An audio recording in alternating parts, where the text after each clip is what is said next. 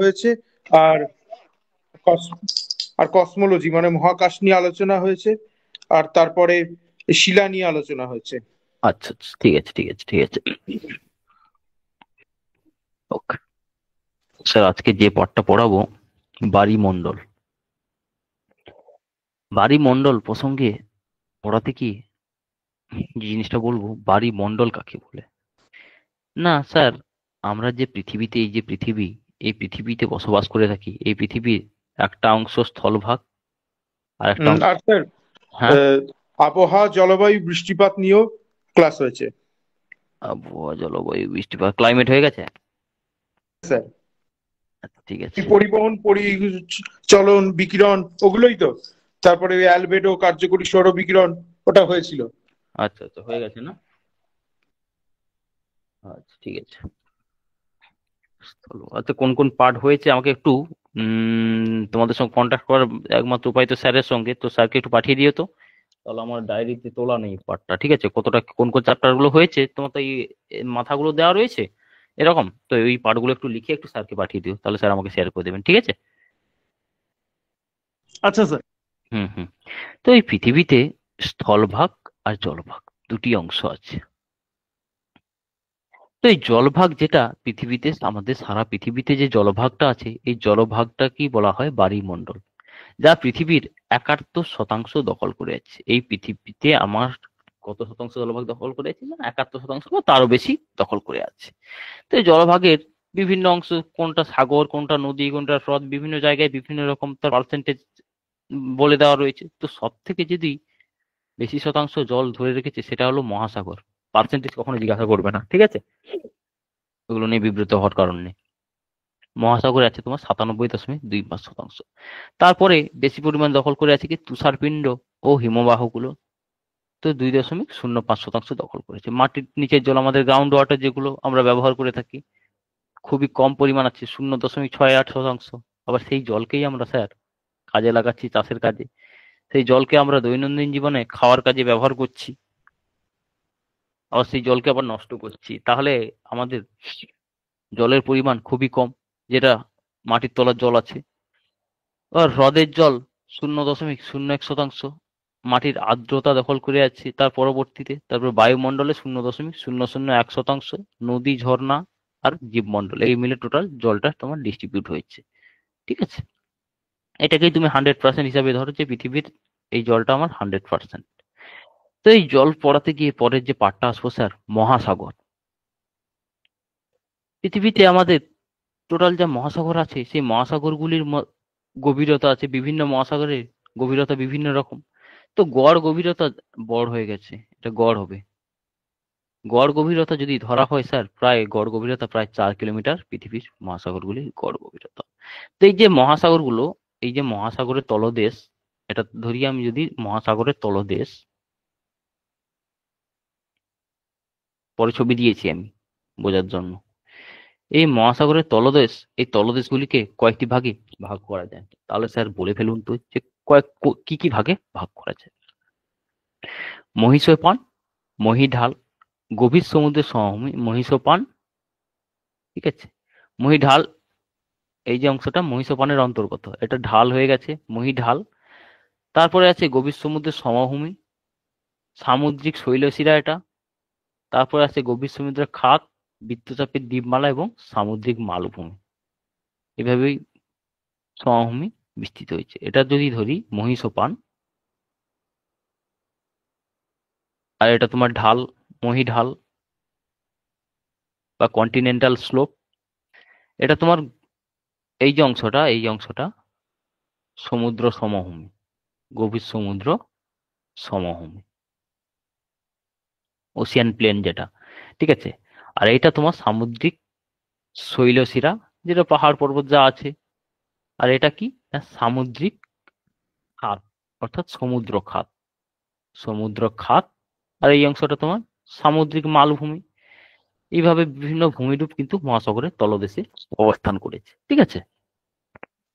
এবার আসি স্যার, মহীসোপান কাকে বলে। আমি ছবিতে যাই ফার্স্ট, ঠিক আছে। মহীসোপান কাকে বলবো। না, এটা একটা পুকুরের সঙ্গে তুলনা করো, ঠিক আছে? তোমার বাড়ির পাশে যে পুকুর আছে তার সঙ্গে তুলনা করো। এটা যদি আমি স্থলভাগ ধরি, এটা আমার স্থলভাগ, আর এই অংশটা থেকে জল জলভাগ আমার শুরু হচ্ছে এই অংশটা থেকে। তো এই স্থলভাগ আর জলভাগ দুটো পাঠ করি, স্থলভাগ আর জলভাগ, ঠিক আছে? মহাদেশগুলি শেষ, এই স্থলভাগটা কি? এটা তোমার কন্টিনেন্টাল ক্রাস্টের অন্তর্গত, মহাদেশীয় ভূভাগের অন্তর্গত স্থলভাগটা কি? মহাদেশীয় ভূভাগের অন্তর্গত। ওকে, তো এই মহাদেশীয় ভূভাগ যেখানে শেষ হয়েছে, মহাদেশীয় ভূভাগ যেখানে শেষ হয়েছে সেখান থেকে সমুদ্রের উপকূল রেখার সৃষ্টি হয়েছে। তো এই মহাদেশীয় ভূভাগের শেষ প্রান্ত থেকে সমুদ্রের দিকে এই যে ঢালু অংশটা, সমুদ্রের দিকে হালকা ঢাল নিয়েছে যে অংশটা, তো এই অংশটাই কি নামে পরিচিত? না, এটা তোমার মহীসোপান নামে পরিচিত। এই অংশটা মহীসোপান নামে পরিচিত। বলতে পারলাম? হ্যাঁ স্যার। এই অংশটা মহীসোপান নামে পরিচিত। মানে স্টিপ স্লোপ। হুম, কন্টিনেন্টাল মহিষোপান ইংলিশটা সেলফ একটু বল। Shelf shelf shelf shelf shelf, আর স্লোপটা হচ্ছে ঢাল। এই যে অংশটা, এই যে দেখো ঢালটা বেশি আছে, এটা স্লোপ, এই অংশটা স্লোপ। আচ্ছা স্যার। হুম, যে অংশগুলো বোঝাচ্ছি এবার, যে জায়গায় বুঝতে পারবে না ফের বলে দেবে, যে আরেকবার বলে দিই। তো এই মহীসোপানগুলোর প্রায় গভীর কত হয়ে থাকে? গড় গভীরতা প্রায় স্যার কত হয়ে থাকে? না, 200 মিটার পর্যন্ত গড় গভীরতা হয়ে থাকে, ঠিক আছে, মহীসোপানগুলি। আর সমুদ্রের মোট সমুদ্রকে যদি আমি 100% ধরি, মোট সমুদ্রকে যদি আমি 100% ধরি, তার মধ্যে 7.6% এটা তোমার মহীসোপানের অন্তর্গত। আর এর ঢাল কত? মহীসোপানের ঢাল কত? মহীসোপানগুলির ঢাল 1 ডিগ্রি থেকে 2 ডিগ্রি পর্যন্ত মহীসোপানগুলির ঢাল হয়ে থাকে, ঠিক আছে? এবার আসি এই মহীসোপানের কি গুরুত্ব রয়েছে। হ্যাঁ, মহীসোপানগুলিতে যেহেতু জীবজ ধ্বংসাবশেষগুলো এসে জন্মায় বা জমা হয়, বা বিভিন্ন প্রাণীর যে অংশবিশেষ সেগুলো যেহেতু এই মহীসোপান অঞ্চলে জমা হয়, তাই এই মহীসোপান অঞ্চলে মাছেদের খাদ্য প্লাঙ্কটন বেশি জন্মায়। তো মাছেদের খাদ্য আছে মানে তাহলে কি আমার এই মহীসোপান অঞ্চল মাছ চাষের জন্য খুব ভালো হয়। তাহলে মহাসমুদ্রের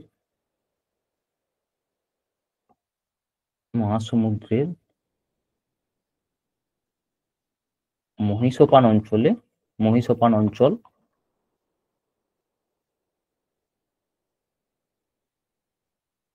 মৎস্য চাষের জন্য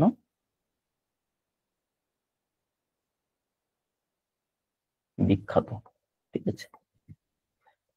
তো এই মহীসোপান অঞ্চলে জৈব সম্পদের ভান্ডার, মুক্ত, প্রবাল, শঙ্খ, ঝিনুক এবং বিভিন্ন প্রকার সামুদ্রিক উদ্ভিদ লক্ষ্য করা যায়, ঠিক আছে? এবার আসবো স্যার মহী ঢাল। এই যে দেখো ছবিতে দিয়েছি ঢালটা, এই যে ঢাল। না, যেখানে আমার মহীসোপান শেষ হয়েছে এই অংশটা কি? মহীসোপান। যেই অংশটা স্যার মহীসোপান শেষ হয়েছে, ঠিক তার পরবর্তী অংশ থেকে হঠাৎ কি হয়েছে না, একটা খাড়া অংশ দেখো এইভাবে নেমে গেছে। তো এই খাড়া যে অংশটা তলদেশ পর্যন্ত নেমে গেছে, এই অংশটাকে কি বলবো? মহী ঢাল বা কন্টিনেন্টাল স্লোপ বলা হয়ে থাকে, ঠিক আছে? এই যে, বোঝা গেছে স্যার? হ্যাঁ স্যার। এর গড় ঢাল কত হয়ে থাকে? এর গড় ঢাল স্যার কত হয়ে থাকে?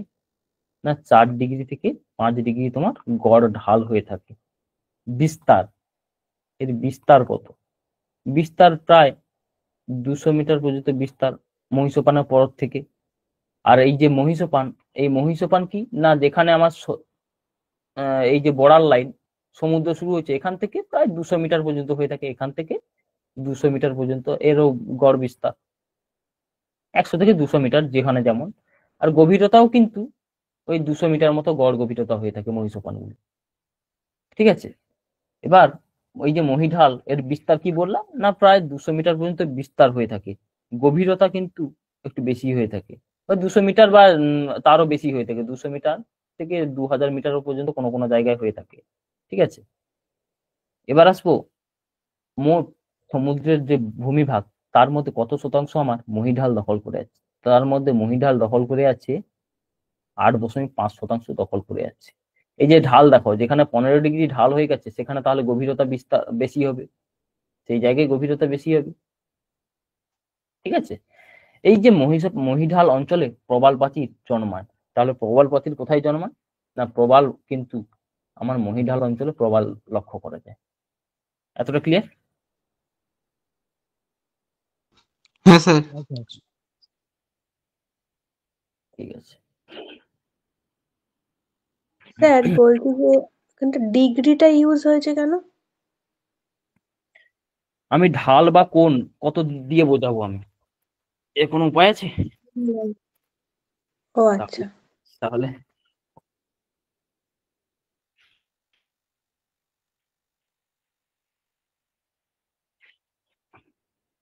গভীর সমুদ্রের সমভূমি, গভীর সমুদ্রের সমভূমি কি ছবি আছে, এই যে এই অঞ্চলটা দেখো, এই যে এগুলো তোমার গভীর সমুদ্রের সমভূমি অঞ্চলের অন্তর্গত। এদিকে যেমন পাহাড় আছে, এদিকে আবার খাত আছে, আবার গভীর সমুদ্র সমভূমি কিন্তু বিরাজমান। তাহলে মহীঢালের শেষ অংশ, মহীঢাল যে অংশ থেকে শেষ হয়েছে সেই অংশ থেকে, মহীঢাল যে অংশ থেকে শেষ হয়েছে এই অংশ থেকে, ধরো এই অঞ্চলে আমার মহীঢাল শেষ হয়েছে, তো এই অংশ থেকে তলদেশ পর্যন্ত যে বিস্তৃত সমভূমি অঞ্চল, ধরো এটা তোমার সমভূমি অঞ্চল। ঠিক আছে, তো এই সমভূমি অঞ্চলটাই তোমার কি নামে পরিচিত? গভীর সমুদ্র সমভূমি নামে পরিচিত। ঠিক আছে, এই গভীর সমুদ্র সমভূমি মোটেও কিন্তু সমতল নয়, বরং কিছু জায়গায় উচ্চভূমি, কিছু জায়গায় মালভূমি, কিছু জায়গায় শৈলশিরা, খাত, সমুদ্রগিরি প্রভৃতিতে পরিপূর্ণ থাকে। তো এই গভীর যে সমুদ্র নিচে যে পাহাড়গুলো লক্ষ্য করা, যে পাহাড়গুলো, এই পাহাড়গুলো তোমার কি না সমুদ্রগিরি নামে পরিচিত। প্রকৃতপক্ষে এগুলো কিন্তু এক একটি আগ্নেয়গিরি, প্রকৃতপক্ষে এগুলো কিন্তু এক একটি আগ্নেয়গিরি। এই আগ্নেয়গিরি গুলো কি হচ্ছে না সিংহের মতো অবস্থান করেছে, তো এগুলি তোমার সমুদ্রগিরি নামে পরিচিত। ঠিক আছে, সমতল শিখর বিশিষ্ট এই যে পাহাড়, এই যে পাহাড় ধরো যদি যেটা তোমার এই যে সমতল শিখর বিশিষ্ট এরকম হলে সেটাকে কি বলা হয় না গায়ট বলে অভিহিত করা হয়। সমতল শিখর বিশিষ্ট পাহাড়গুলোকে গায়ট বলা হয়, গায়ট। এর বৈশিষ্ট্য কি আছে?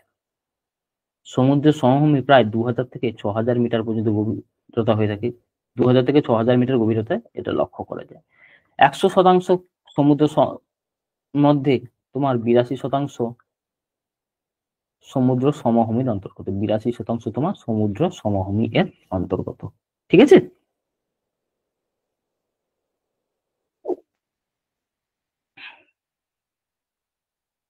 কিছু জায়গায় দিয়েছি দেখো, যে স্লোপ আছে, আবার তোমার দেখো প্লেটু আছে, আবার কোনো জায়গায় উঁচু শৃঙ্খলিত পাহাড় আছে, আবার কিছু জায়গায় গভীর খাত আছে। তো এরকম ভাবে বিভিন্ন ভূমিভাগ কিন্তু বিভিন্ন জায়গায় অবস্থান করেছে। এবার আসবো স্যার, আজকে চেষ্টা করব যতটা পারি এগোনোর, শরীরের কন্ডিশনও খুব খারাপ, শরীর কতটা সাথ দেয় দেখছি। ঠিক আছে, সামুদ্রিক শৈলশিরা, ওসিয়ানিক রিজ, না মহাসাগরের তলদেশে অসংখ্য তো আগ্নেয়গিরি লক্ষ্য করা যায়। এই অসংখ্য এই যে আগ্নেয়গিরিগুলো, এই আগ্নেয়গিরিগুলোর শৃঙ্গগুলোকে কি বলা হয় না সামুদ্রিক শৈলশিরা বলে অভিহিত করা হয়। তো এই যে অংশটা, এই অংশটা কি ম্যাগমা বাইরে বেরিয়ে আসছে, সেখান থেকে ম্যাগমা জমতে জমতে উঁচু সেই পাহাড়ের মতো তোমাদের আগ্নেয়গিরিটি পড়ানো হয়েছে। হ্যাঁ স্যার। হ্যাঁ স্যার। হ্যাঁ স্যার হয়ে গেছে। হ্যাঁ, তখন বলেছিলাম যে সমুদ্রেও কিন্তু এরকম আগ্নেয়গিরি অবস্থান করলে পাহাড় রূপে অবস্থান করে। সেই সমুদ্রের যে আগ্নেয়গিরিগুলো কি এরকম ভাবে কিছুটা উঁচু হয়ে অবস্থান করেছে। এই যে উঁচু হয়ে যে শিলা চ্যাপ্টারের সঙ্গে আগ্নেয়গিরিটা করানো হয়েছে। আচ্ছা, এইভাবে অবস্থান করছে, এগুলোকেই বলা হয় সামুদ্রিক শৈলশিরা। তো এখান থেকে মূলত একটা কোশ্চেন আসে, মিড ওসিয়ানিগিরি এটা কি ধরনের ভূমিরূপ? এটা কিন্তু সামুদ্রিক শৈলশিরা। এটা কোন মহাসাগরে দেখা যায়? মধ্য আটলান্টিক শৈলশিরা। এটা অবশ্যই আটলান্টিক মহাসাগরে দেখা যাবে। পৃথিবীর বৃহত্তম ও দীর্ঘতম শৈলশিরা এটা। ঠিক আছে, পৃথিবীর বৃহত্তম ও দীর্ঘতম শৈলশিরা। এটা কিন্তু আগ্নেয়গিরির অগ্নুদ্গমের ফলেই সৃষ্টি হয়েছে।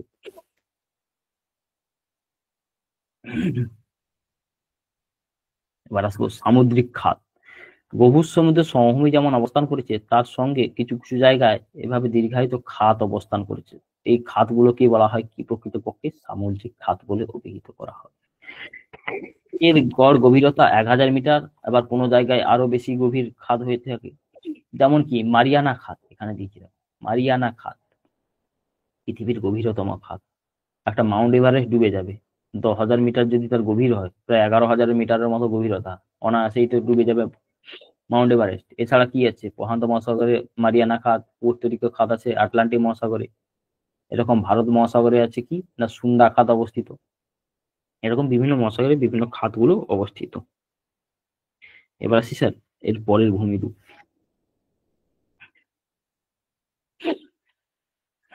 দেখেছো কেউ রিসেন্ট হলো রেলওয়ের এএলপি পরীক্ষা চলছে না, তার কোশ্চেন দেখেছো? না স্যার। সায়েন্সের কোশ্চেন কিন্তু যথেষ্ট স্ট্যান্ডার্ড এসছে, সায়েন্স কিন্তু একটু ভালো করে পড়বে, ঠিক আছে? ওখানে আর্ট থেকে কম কোশ্চেন আসছে, সায়েন্স থেকে যথেষ্ট স্ট্যান্ডার্ড কোশ্চেন এসছে।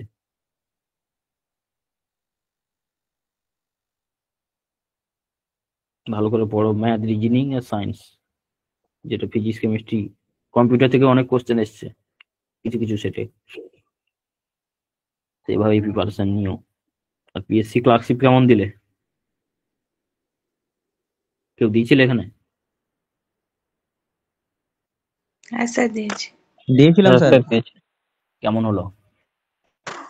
মোটামুটি ঠিকই আছে স্যার, কিন্তু কোশ্চেন আগের থেকেই তো হয়ে গেছে স্যার কোশ্চেন কোশ্চেন ফাঁস হয়ে গেছে তো। ও বিতর্ক ব্যাপার স্যাপার, ওটাতে আমরা না গেলেই পারবো, ওখানে তো আটকাতে আর পারবো না আমরা, আর কিছু করারও নেই। তো পরীক্ষা নিজেরা ওভারঅল কেমন দিয়েছো সেটা বলো। মোটামুটি ঠিকই আছে স্যার। ভালো হয়েছে স্যার। ঠিকই আছে, ভালো করে প্রিপারেশন নিও। অনেকের মুখে শুনছি যে খুব স্ট্যান্ডার্ড এক্সাম এসছে, আর বাবা এখন দিন এগোচ্ছে, কম্পিটিশন এগোচ্ছে, কোশ্চেনের স্ট্যান্ডার্ডটি তো বদলাবে। ম্যাথ নাকি লং লং দিয়েছে, এদের মধ্যে কি বাচ্চা ম্যাথ দেবে? ভালো না করে স্যার পড়ো। ম্যাথটা ভালোই কঠিন এসছে। কঠিন কিছু নয়, একটু লেন্দি টাইপের এসছে, ঠিক আছে? প্র্যাকটিস করো, ওই জন্য আচ্ছা বল। সময়ের জন্য একটু অসুবিধা হয়ে গেছিল, মানে করে উঠতে ঠিকই পারিনি। আছে, সেন্ট্রালে যেমন ও যথেষ্ট স্ট্যান্ডার্ড কোশ্চেন আসে, তেমন স্টেটেও একটা উচিত ছিল। যে কোশ্চেন আউট হয়ে যায় সেটা আলাদা ব্যাপার, ঠিক এই জন্য বললাম সায়েন্স গ্রুপ স্ট্রং করো, একমাত্র উপায়, সায়েন্স বাঁচাবে তোমাকে।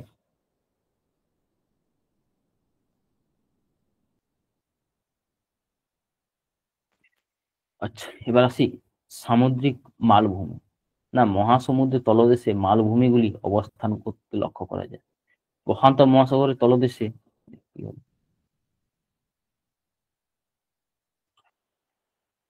প্রশান্ত মহাসাগরের তলদেশে আলবার্টস মালভূমি, উত্তর আটলান্টিক মহাসাগরে আজোরে মালভূমি, এই ধরনের বিভিন্ন মহাসাগরের তলদেশে বিভিন্ন মালভূমি অবস্থান করেছে। তো এরপর আসবো বৃত্তচাপীয় দ্বীপমালা। এগুলো থেকে টুকটাক একটা দুটো করে বাই চান্সে কোশ্চেন দিয়ে দেয় কিছু কিছু সেটে, খুব যে কোশ্চেন আসে তাও না, ঠিক আছে? তো যেই যেই জায়গাগুলো থেকে কোশ্চেন আসে ওই লাইনগুলো দেখলাম, দিয়ে দিলাম। আর ওখান থেকে বাদ বাকি যদি কোনো প্রিভিয়াস ইয়ার পাও, সেখান থেকে তো আমি আগেই বলে দিয়েছি যে কোনো জায়গায় কোনো প্রিভিয়াস ইয়ার পেলে প্রিন্ট আউট করবে, প্রিন্ট আউটে অজস্র জায়গা, সেখানে ডিরেক্ট এখানে তুলবে। ও খাতার জিনিস খাতায় থেকে যাবে। ডেলি যেগুলো লিখাই তাকেও এই নোটসে যেখানে জায়গা পাবে সেখানেই তুলে রেখে দেবে, খাতা কোথায় যাবে তার নাই ঠিক। বৃত্তচাপীয় দ্বীপমালা, বৃত্তচাপীয় দ্বীপমালা কি না মহাসাগরের মধ্যে অসংখ্য বৃত্তাকারে দ্বীপ গজিয়ে ওঠে হঠাৎ হঠাৎ করে, ঠিক আছে? কোনো জায়গায় অগ্নুৎপাত হলো, তো সেই জায়গায় এরকম ভাবে দ্বীপ অবস্থান করলো, এইভাবে দ্বীপ অবস্থান করলো। তো এইগুলোই যখন একসঙ্গে অনেকগুলো অবস্থান করছে, একসঙ্গে অনেকগুলো অবস্থান করেছে দ্বীপ, তখন কিন্তু বৃত্তের আকারে এভাবে লাগছে। তো অনেকগুলো এরকম আগ্নেয়গিরি অগ্নুৎপাতের ফলে যে সকল শিখর বিশিষ্ট দ্বীপগুলি গজিয়ে ওঠে, তো সেগুলোকেই বলা হয় বৃত্তচাপীয় দ্বীপমালা। প্রশান্ত মহাসাগরের অঞ্চলে লক্ষ্য করা যায় এই বৃত্তচাপীয় দ্বীপমালা, ঠিক আছে?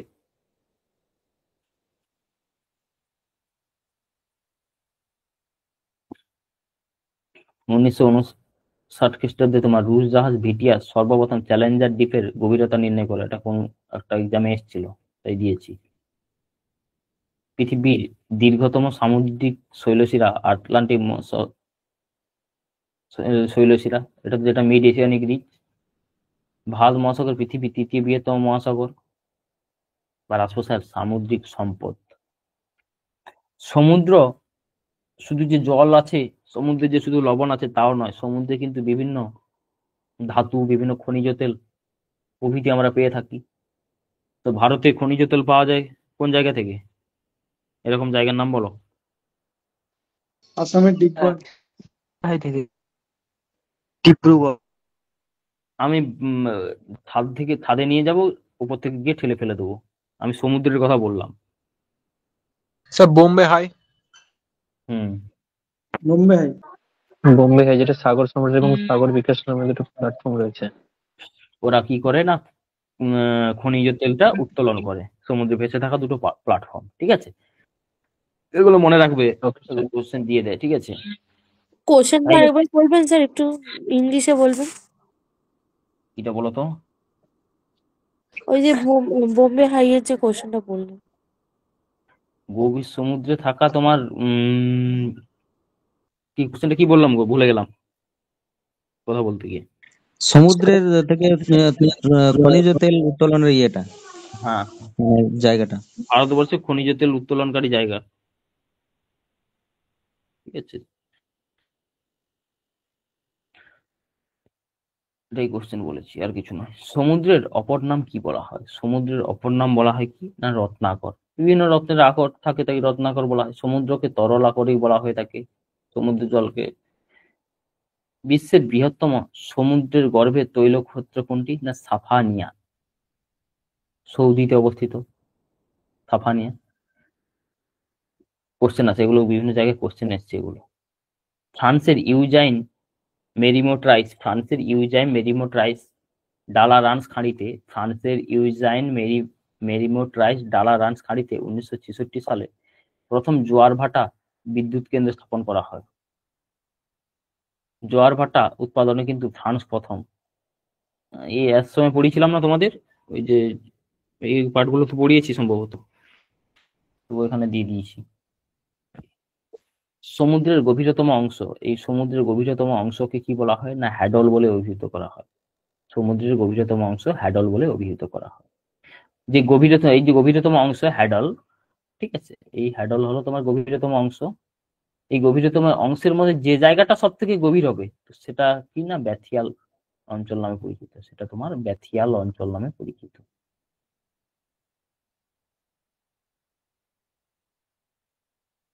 অ্যাকোয়াকালচার মহিষপানে সিউইড, অ্যাকোয়াকালচার হবে, এটার বানান ঠিক করে নেবে। অ্যাকোয়াকালচার মহিষপানে সিউইড, ঝিনুক, শামুক প্রভৃতি চাষ করা হয়।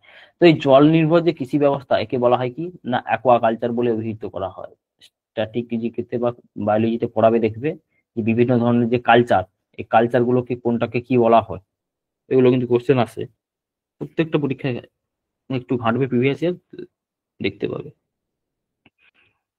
এখন তো আবার রেলে তো স্ট্রিক্টলি বারণ করে দিয়েছে নোটিশের সাহায্যে, কি তার কোশ্চেন আনসার অ্যানালাইসিস করতে পারবে না কোনো ইনস্টিটিউট অনলাইন।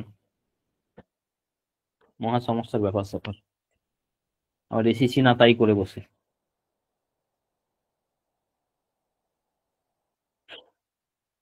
প্রবাল দ্বীপ, পয়েন্ট গুলো যেগুলো লেখা আছে, ওই সমুদ্রের গভীরতম ওইগুলো যেগুলো লেখা আছে, ওইগুলোর ইংলিশটা কোথায় আছে আমি স্যার? ইংলিশ দিয়ে দেবো। আমি তো নোটস তো পাঠাই না ইংলিশে, তো ওগুলো আমি ইংলিশ হ্যাঁ স্যার। আমি পাঠিয়ে দেবো। ওগুলো তুমি চিন্তা করো না, তুমি বলেছো, আমার মাথায় আছে, একটা দায়িত্ব নিয়ে করছি মানে তোমাকে অবশ্যই আমি ইংলিশটা পাঠিয়ে দেবো। পেছনে পড়ানো হচ্ছে একটু বুঝে নাও। স্যার এর কিছু নিচে জায়গায় দিয়েছি কিছু। হ্যাঁ বলো। এর কিছু পেছনে জায়গায় দেখতে পাচ্ছি স্যার। কিছু কিছু কিছু জায়গায় করা নেই, আমার কিছু কিছু জায়গায় করা নেই, তাই ওই পার্টগুলো আমি অ্যাড করে অবশ্যই পাঠিয়ে দেবো। ঠিক আছে। Okay sir. আর সামনে কি কি পরীক্ষা আছে তোমাদের? এসসি ক্লার্কশিপ ছাড়া ক্লার্কশিপ তো হয়ে গেল, এনটিপিসি আছে, ডব্লিউবিসিএস আছে, শেষ গত বছর। জিডিএস আর কি? স্যার আরপিএফ আছে 2 তারিখে। ডব্লিউবিপিও তো আছে। ডাব্লিউবিপি আছে, হ্যাঁ। তো এগুলো ভালো করে পড়ো। এখানটা এখন সিলেবাস শেষ হতে বাকি, যেটুকু নিজের কাছে সম্পদ যা আছে সেটুকুই কাজে লাগিয়ে এগিয়ে যাও।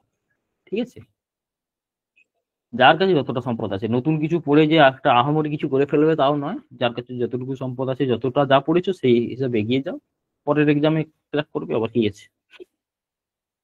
প্রবাল দ্বীপ, না সমুদ্রের প্রবালে কি থাকে? ক্যালসিয়াম থাকে সব থেকে বেশি। ক্যালসিয়াম, অ্যালগি, শামুক প্রভৃতি এই জাতীয় পদার্থগুলো থেকে থাকে। একটু ধরো, একটু ধরো।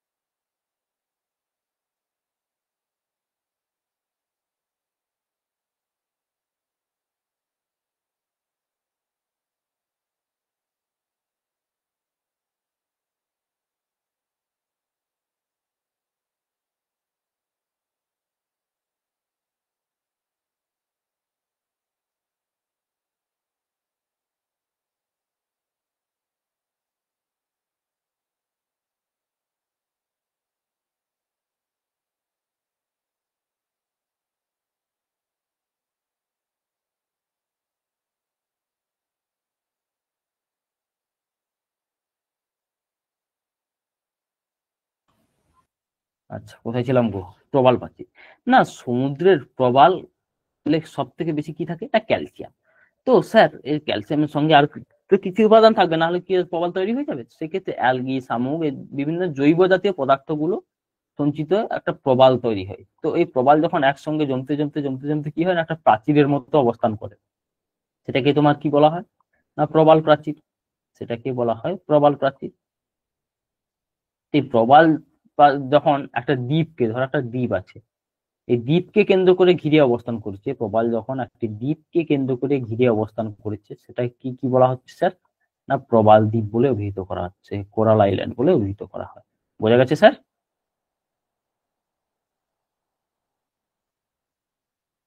হ্যাঁ হ্যাঁ স্যার। স্যার। এখান থেকে জাস্ট কয়েকটা কোশ্চেন আছে, এই উদাহরণগুলি কোশ্চেন আছে, আর কিছু কোশ্চেন আসবে না। ঠিক আছে। অস্ট্রেলিয়ার গ্রেট ব্যারিয়ার রিফ পৃথিবীর বৃহত্তম প্রবাল দ্বীপ। এছাড়াও ভারতের লাক্ষাদ্বীপ, মালদ্বীপ, এলিস দ্বীপ এগুলো কিন্তু প্রবাল দ্বীপের প্রকৃষ্ট উদাহরণ। লাক্ষাদ্বীপ, মালদ্বীপ, এলিস দ্বীপ এগুলো তোমার প্রবাল দ্বীপের উদাহরণ। ঠিক আছে। তাহলে এবার আসবো স্যার সমুদ্রের লবণতা। সমুদ্রের লবণতা। তো স্যার এই লবণতা প্রসঙ্গে একটা জিনিস বলে থাকি, যে লবণতা কোন এককে মাপা হয়? লবণতা কোন এককে মাপা হয়? না স্যার এটা সহস্রাংশ এককে মাপা হয়। এটা পার্সেন্টেজ চিহ্ন দিয়েছে, আমি দিতে পারিনি, এটা পরে এইরকম করে নেবে। ঠিক আছে, পার্সেন্টেজ দিবে, দিয়ে তার পাশে আর একটা ডট দিয়ে দেবে। তো এটাই হচ্ছে সহস্রাংশ, এটাই এইভাবে চিহ্নিত করা হয় সহস্রাংশ। পৃথিবীর সমুদ্রের জলের গড় লবণতা কত? না 35 সহস্রাংশ। 35 সহস্রাংশ। ভূমধ্যসাগরের গড় লবণতা 40 সহস্রাংশ। পৃথিবীর সর্বাধিক লবণতা যুক্ত হ্রদ ভ্যান হ্রদের লবণতা 330 সহস্রাংশ। 330 সহস্রাংশ, এতটাই লবণ। ঠিক আছে। এবার আসো স্যার সমুদ্রের জলের ঘনত্ব। স্যার 4 ডিগ্রি সেন্টিগ্রেড উষ্ণতায়, 4 ডিগ্রি সেন্টিগ্রেড একটা উষ্ণতায়, ধরো এই জায়গাটা জল আসছে, 4 ডিগ্রি সেন্টিগ্রেড তোমার টেম্পারেচারে বিশুদ্ধ জলে ঘনত্ব প্রতি সেন্টিমিটারে, ঘনত্ব কি হচ্ছে না প্রতি সেন্টিমিটারে, এই মানকে প্রমাণ ধরা হয়। 4 ডিগ্রি সেন্টিগ্রেড উষ্ণতায় প্রতি ঘন সেন্টিমিটার জলকে প্রমাণ হিসাবে যদি আমি ধরে থাকি, তো সেই ধরনের যে ঘনত্বটা পাবো, সেখান থেকে যে আমি ঘনত্বটা পাচ্ছি, সেটাই হচ্ছে তোমার সমুদ্র জলের ঘনত্ব। সংজ্ঞা পড়বে না কখনো। ঠিক আছে। তো এই সমুদ্র জলের উষ্ণতার সঙ্গে জলের সম্পর্ক ব্যস্তানুপাতিক। উষ্ণতার সঙ্গে জলের সম্পর্ক স্যার ব্যস্তানুপাতিক। সমুদ্র জলের লবণতার সঙ্গে জলের সম্পর্ক সমানুপাতিক। লবণতা আর জলের সঙ্গে সম্পর্ক সমানুপাতিক। প্রশান্ত মহাসাগরে সমুদ্র জলের গড় লবণতা 34 সহস্রাংশ। আটলান্টিক মহাসাগরে সমুদ্র জলের গড় লবণতা কত? না 34 সহস্রাংশ। ভারত মহাসাগরে জলের লবণতা 35 লবণতাই যে বলেছিলাম আগে, যে লবণতা কোন এককে স্যার পরিমাপ করা হয়? না স্যার, লবণতা পরিমাপ করা হয় কি না সহস্রাংশ একক। মরুসাগরের লবণতা তোমার 240 সহস্রাংশ, 240 সহস্রাংশ। তবে এই লবণতা পরিমাপ করার জন্য যে যন্ত্রটা ব্যবহার করা হয় সেটা কি না নানসেন বটল। সমুদ্রের জলের স্তরে যে লবণতা নির্ণয়ের জন্য নমুনা সংগ্রহ করা হয় সেটা কার সাহায্যে না নানসেন বটলের সাহায্যে। কোন একটা পরীক্ষায় এসেছিল, তার জন্য দিয়েছি। ঠিক আছে, এবার তাহলে পরের পাটে আসবো নাকি স্যার? হ্যাঁ স্যার। স্যার, সমুদ্র জলের লবণতা পরিমাপ করা হয় কোন যন্ত্রের সাহায্যে? ঠিক আছে, এটুকুই দিয়েছি। এবার সমুদ্রের স্রোতে আসছি। ওশিয়ান কারেন্ট থেকে কি কোশ্চেন আসে না, একটা স্রোতের নাম দিয়ে দেবে, দিয়ে বলবে এটা কোন মহাসাগরে উষ্ণ স্রোত বা শীতল স্রোত, এই ধরনের কোশ্চেন দিয়ে দেবে। ধরো তোমাকে কোশ্চেন দিয়ে দিল আম্বল স্রোত, এই ABCD 4টে অপশন দিয়ে দেবে তোমাকে। এগুলো কিন্তু এতেও কোশ্চেন আসে, বিভিন্ন তুমি টেট সিটেট সব ধরনের, কিন্তু যত ধর কম্পিটিটিভ থেকে টেট থেকে শুরু করে সব এক্সামে কিন্তু এই সমুদ্র স্রোত থেকে কোশ্চেন আসে। ঠিক আছে, তো এবার বলি স্যার, এই যে সমুদ্র স্রোত পড়াতে গিয়ে দু প্রকারের সমুদ্র স্রোত। একটা কি স্যার না উষ্ণ সমুদ্র স্রোত, এটা তোমার উষ্ণ মণ্ডলে প্রবাহিত হয়। আর শীতল সমুদ্র স্রোত কি না এটা তোমার শীতল মণ্ডলে প্রবাহিত হয়, শীতল সমুদ্র স্রোত। ঠিক আছে, এবার কোন মহাসাগরে কোন স্রোত প্রবাহিত হয় সেজন্য তোমাদের একটু কষ্ট করে নামগুলো কিন্তু একটু মনে রাখতে হবে। এর তো আর কোনো উপায় নেই যে কোনটা কিভাবে মনে রাখবে, স্যারের কোনো উপায় আছে কিনা। তো সেক্ষেত্রে বলবো একটু কষ্ট করে এগুলো নামগুলো মুখস্থ করতে হবে। তো উষ্ণ স্রোত আর শীতল স্রোত। প্রশান্ত মহাসাগরীয় উষ্ণ স্রোত, উত্তর নিরক্ষীয় স্রোত, দক্ষিণ নিরক্ষীয় স্রোত, নিরক্ষীয় প্রতিস্রোত, জাপান বা পূর্ব এশীয় স্রোত, উত্তর প্রশান্ত মহাসাগরীয় স্রোত, সুষমা স্রোত আর আলাস্কার স্রোত। এটা তোমার প্রশান্ত মহাসাগরীয় উষ্ণ স্রোতের উদাহরণ। নামগুলো কিন্তু আমি বারবার বলছি, বিভিন্ন পরীক্ষায় কিন্তু এসছে। ঠিক আছে, প্রশান্ত মহাসাগরের শীতল স্রোত ওয়াসিও বা কুরিল স্রোত, তারপর আসছে স্যার হামবোল্ট স্রোত, ক্যালিফোর্নিয়া স্রোত, অগস্টক স্রোত আর কুমেরু স্রোত। এগুলো তোমার প্রশান্ত মহাসাগরের স্যার শীতল স্রোতের উদাহরণ। ঠিক আছে, এবার আসবো স্যার আটলান্টিক মহাসাগরে অবস্থিত উষ্ণ স্রোতগুলোর নাম বলে ফেলুন স্যার। না আটলান্টিক মহাসাগরে অবস্থিত উষ্ণ স্রোতগুলি হলো কি উত্তর নিরক্ষীয় স্রোত, দক্ষিণ নিরক্ষীয় স্রোত, উপসাগরীয় স্রোত, উত্তর আটলান্টিক স্রোত, নরওয়ে স্রোত, ব্রাজিল স্রোত। এগুলো আটলান্টিক মহাসাগরের উষ্ণ স্রোত। তাহলে স্যার এবার বলুন তো যে শীতল স্রোত কোনগুলো আছে? তার মধ্যে আছে স্লোদ হয়ে গেছে, বানান ঠিক করে নেবে, ক্যানারি স্রোত, ল্যাব্রাডর স্রোত, ফকল্যান্ড স্রোত, বেঙ্গুয়েলা স্রোত। এগুলো স্যার প্রশান্ত মহাসাগর আটলান্টিক মহাসাগরে অবস্থিত শীতল স্রোতের অন্তর্গত। এবার আসবো স্যার ভারত মহাসাগরীয় স্রোতগুলো কোনটি? শীতল স্রোত এগুলো ফার্স্ট আসবো।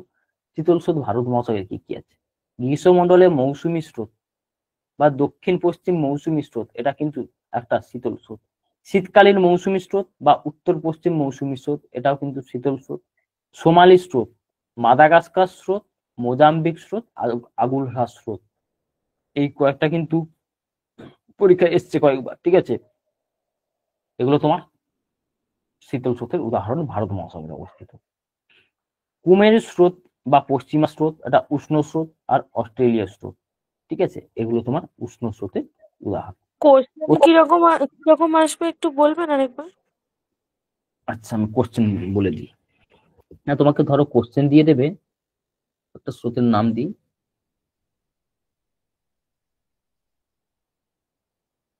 মাদাগাস্কার স্রোত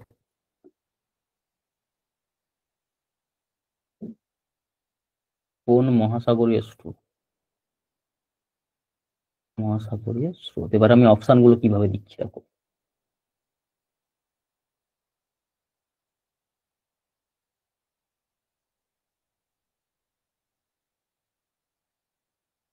উত্তর নিরক্ষীয় উষ্ণ স্রোত,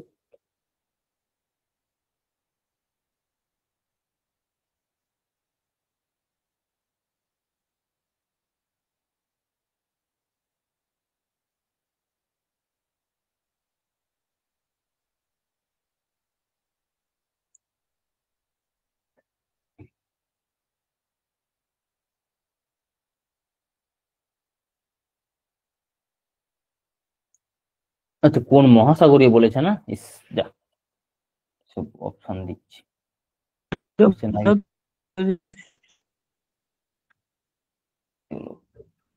কাটি কেটে দিচ্ছি, ভুলভাল দিচ্ছি, এক কোশ্চেন করে আরেক রকম দিচ্ছি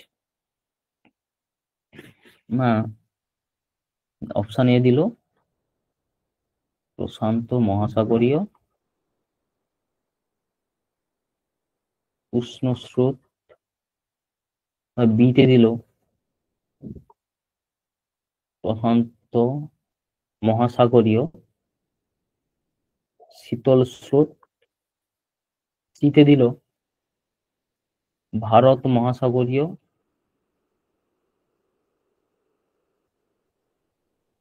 শীতল স্রোত,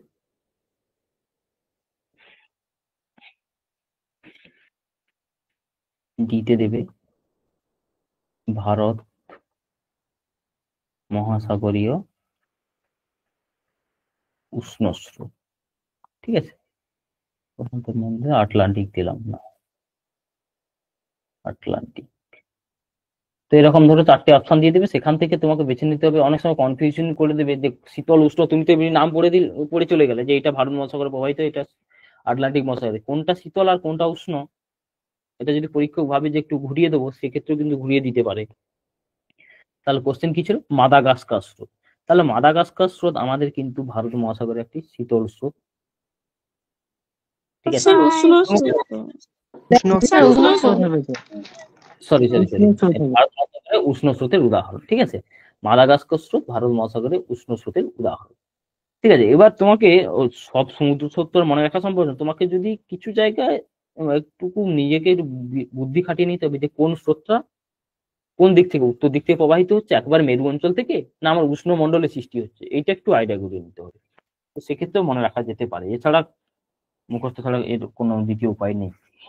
তাহলে সে সমুদ্র স্রোত কোন দিক দিয়ে আসছে, সে বিশাল বড় চ্যাপ্টার, তাকে পড়াতে পারে, সেটা তার এখানে পড়ানো সম্ভব না, তো এইটুকু করতে পারো। এবার আসবো হিম প্রাচীর।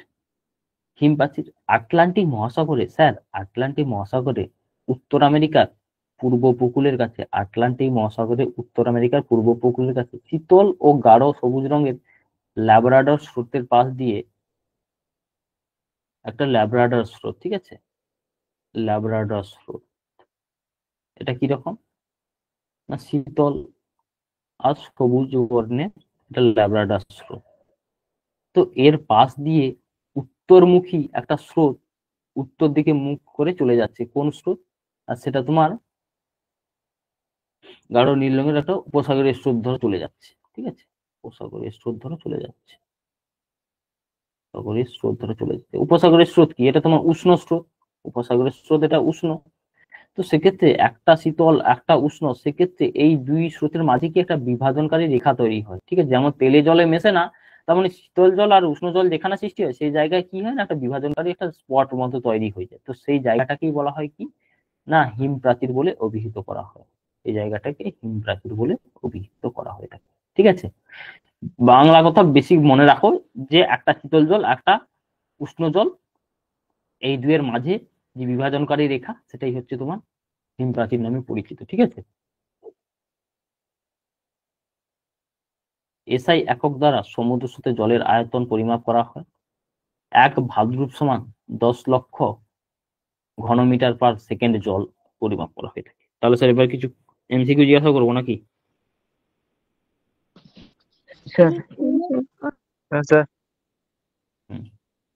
একটু কমেন্ট আনসার দেবে বাবা, এটুকু বলবো, চিৎকার চিল্লাবিল্লি করবে না।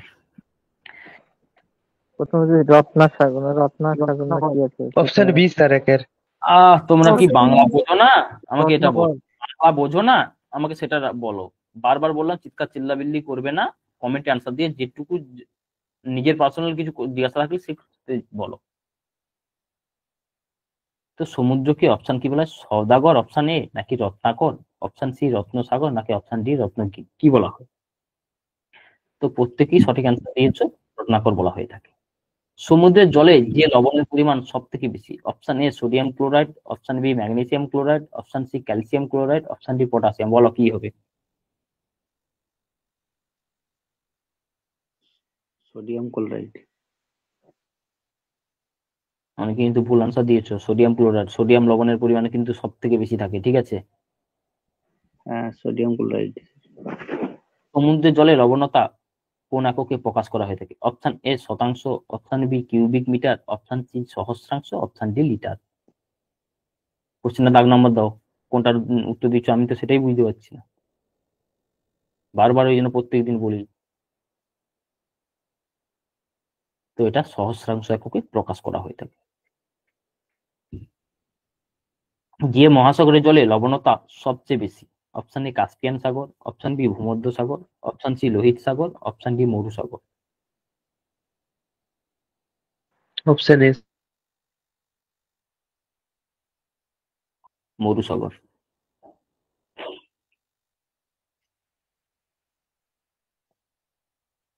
পৃথিবীর সব থেকে লবণাক্তযুক্ত হ্রদ? অপশন এ ভ্যান হ্রদ, অপশন বি চিল্কা হ্রদ, অপশন সি বৈকাল হ্রদ, অপশন ডি কাস্পিয়ান সাগর। ভ্যান হ্রদ। হ্রদ যদি বলে তো এটা তোমার ভ্যান হ্রদ হবে, ঠিক আছে। বাবা কি করে নিয়ে ভাই, এমসিকিউ বেকার করিয়ে লাভ নেই, নিজেরা করে নেবে। আর যেগুলো পড়ানোর সময় তো বলে দিয়েছি যে এমসিকিউ অনেকগুলো আলোচনা করেছি। এবার পরের পাটে আসি।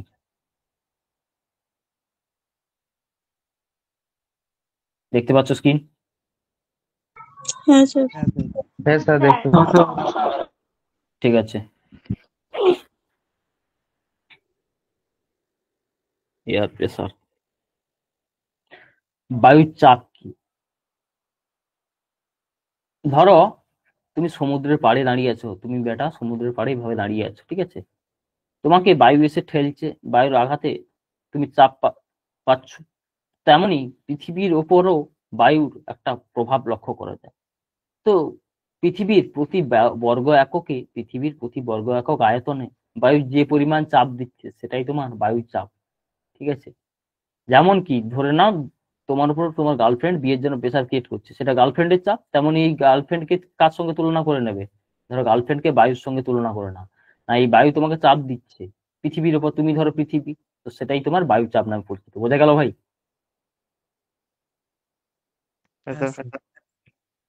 হুম। সমুদ্র পৃষ্ঠে গড় বায়ুচাপ কত? কোশ্চেন আসছে। সমুদ্র পৃষ্ঠে গড় বায়ুচাপ কত? 1013.25 মিলিবার বা 707 মিলিমিটার পারস্তম্ভের উচ্চতার সমান, ঠিক আছে। বায়ুর চাপ কোন যন্ত্রের সাহায্যে মাপা হয়? ব্যারোমিটারের সাহায্যে, অ্যানিরয়েড ব্যারোমিটারের সাহায্যে বায়ুর চাপ মাপা হয়। আচ্ছা, এখান থেকে আর কিছু কোশ্চেন লেখাবো, দাঁড়া কিছু লিখিয়ে দিই।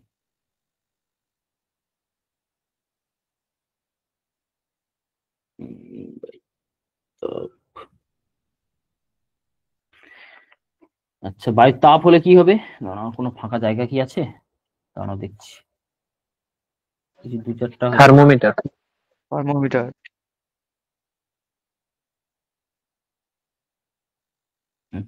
ধরো এই জায়গাটা নিচে পেয়েছি। বায়ুর তাপ হলে সেটা তোমার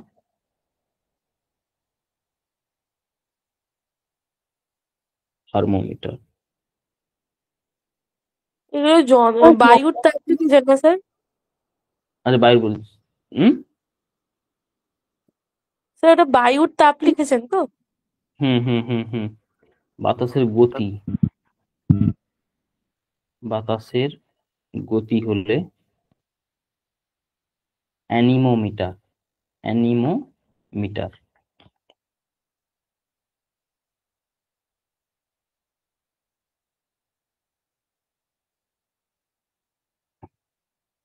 বাষ্পীভবনের হার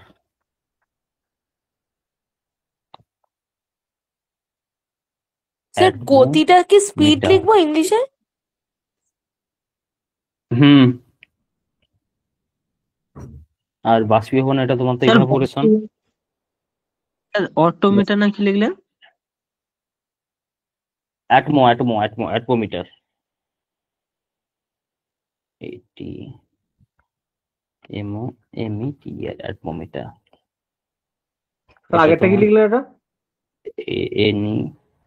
দাঁড়াও বলছি, অ্যানিমোমিটার। কোনটা? কোনটা বলো, দাগ নম্বর বলো। স্যার সেকেন্ডেরটা এয়ার লিখবো তাই তো? স্পিড অফ এয়ার এরকম লিখবো তো? গতি, wind speed. Wind wind speed আর আর বাষ্পীভবনের হার হচ্ছে ইভাপোরেশন, ঠিক আছে? ইভাপোরেশন রেট তাই তো? হুম। আর ফার্স্ট এরটা কি লিখবো স্যার ইংলিশে? Air temperature. ঠিক আছে স্যার, থ্যাংক ইউ। আর ছিল বায়ুর চাপ, এয়ার প্রেসার। এটা তোমার এয়ার প্রেসার হবে ব্যারোমিটার। এয়ার প্রেসার হলে ব্যারোমিটার। আর বাদ বাকি যা ধরনের মিটার, ওটা বাদ বাকি তোমার ফিজিক্সের মধ্যে পড়ছে, ওটা ফিজিক্সের স্যারই করাবে। এগুলো লেখা হলে বলো, তাহলে পরের পাঠে আসছি। আমার দেশের কিছু হ্যাঁ স্যার হয়েছে। হ্যাঁ স্যার হয়ে গেছে। বায়ুর আর্দ্রতা হবে স্যার হাইগ্রোমিটার। হুম, একটা ভালো জিনিস মনে করছে, হাইগ্রোমিটারটা ছেড়ে গেছে। স্যার বাতাসের গতি ঝড়ের হাইগ্রোমিটার, বায়ুর আর্দ্রতা।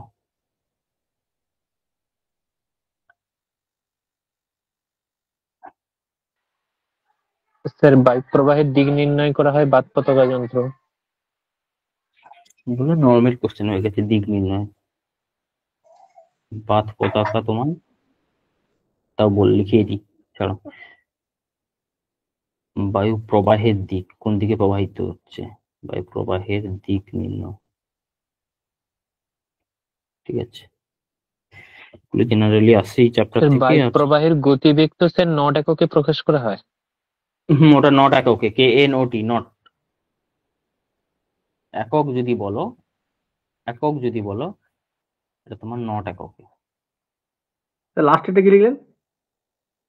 বাত পতাকা প্রবাহের দিক নির্ণয়, বাত পতাকা প্রবাহের দিক নির্ণয়। হাইগ্রোমিটারটা তোমার দিয়েছি হচ্ছে বায়ুর আর্দ্রতা, বায়ুর চাপ দিয়েছি ব্যারোমিটার, বাষ্পীভবনের হার দিয়েছি অ্যাটমোমিটার, ঠিক আছে? বাতাসের গতি হচ্ছে অ্যানিমোমিটার, বায়ুর তাপ থার্মোমিটার। লেখা হলে বলো। আর সমুদ্র জলের গভীরতা স্যার?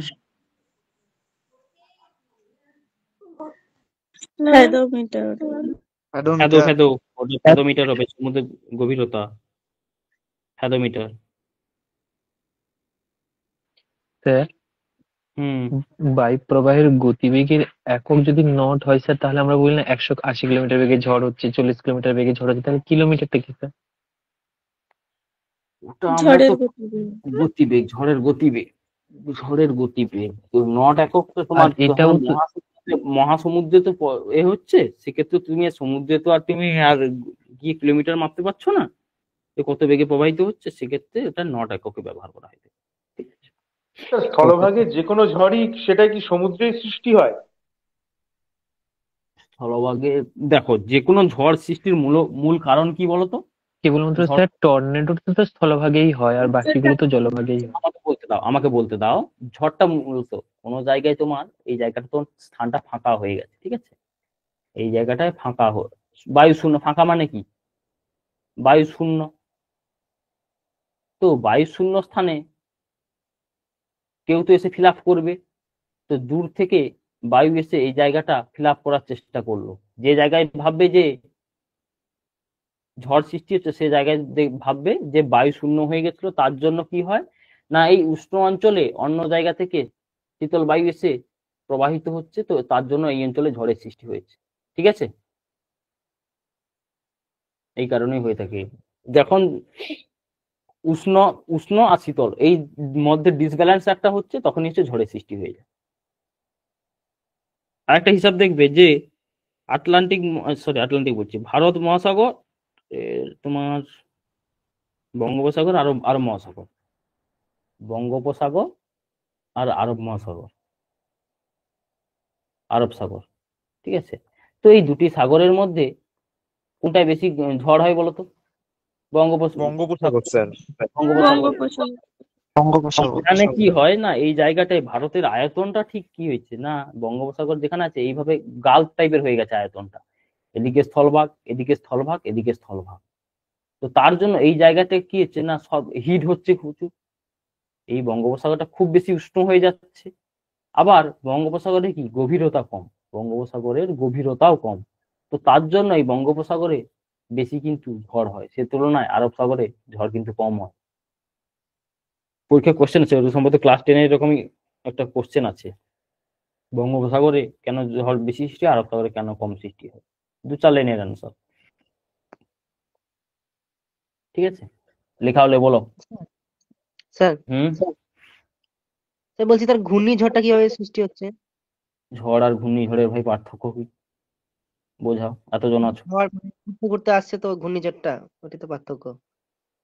কি বলছো? হঠাৎ চাপের পার্থক্য হলেই হচ্ছে।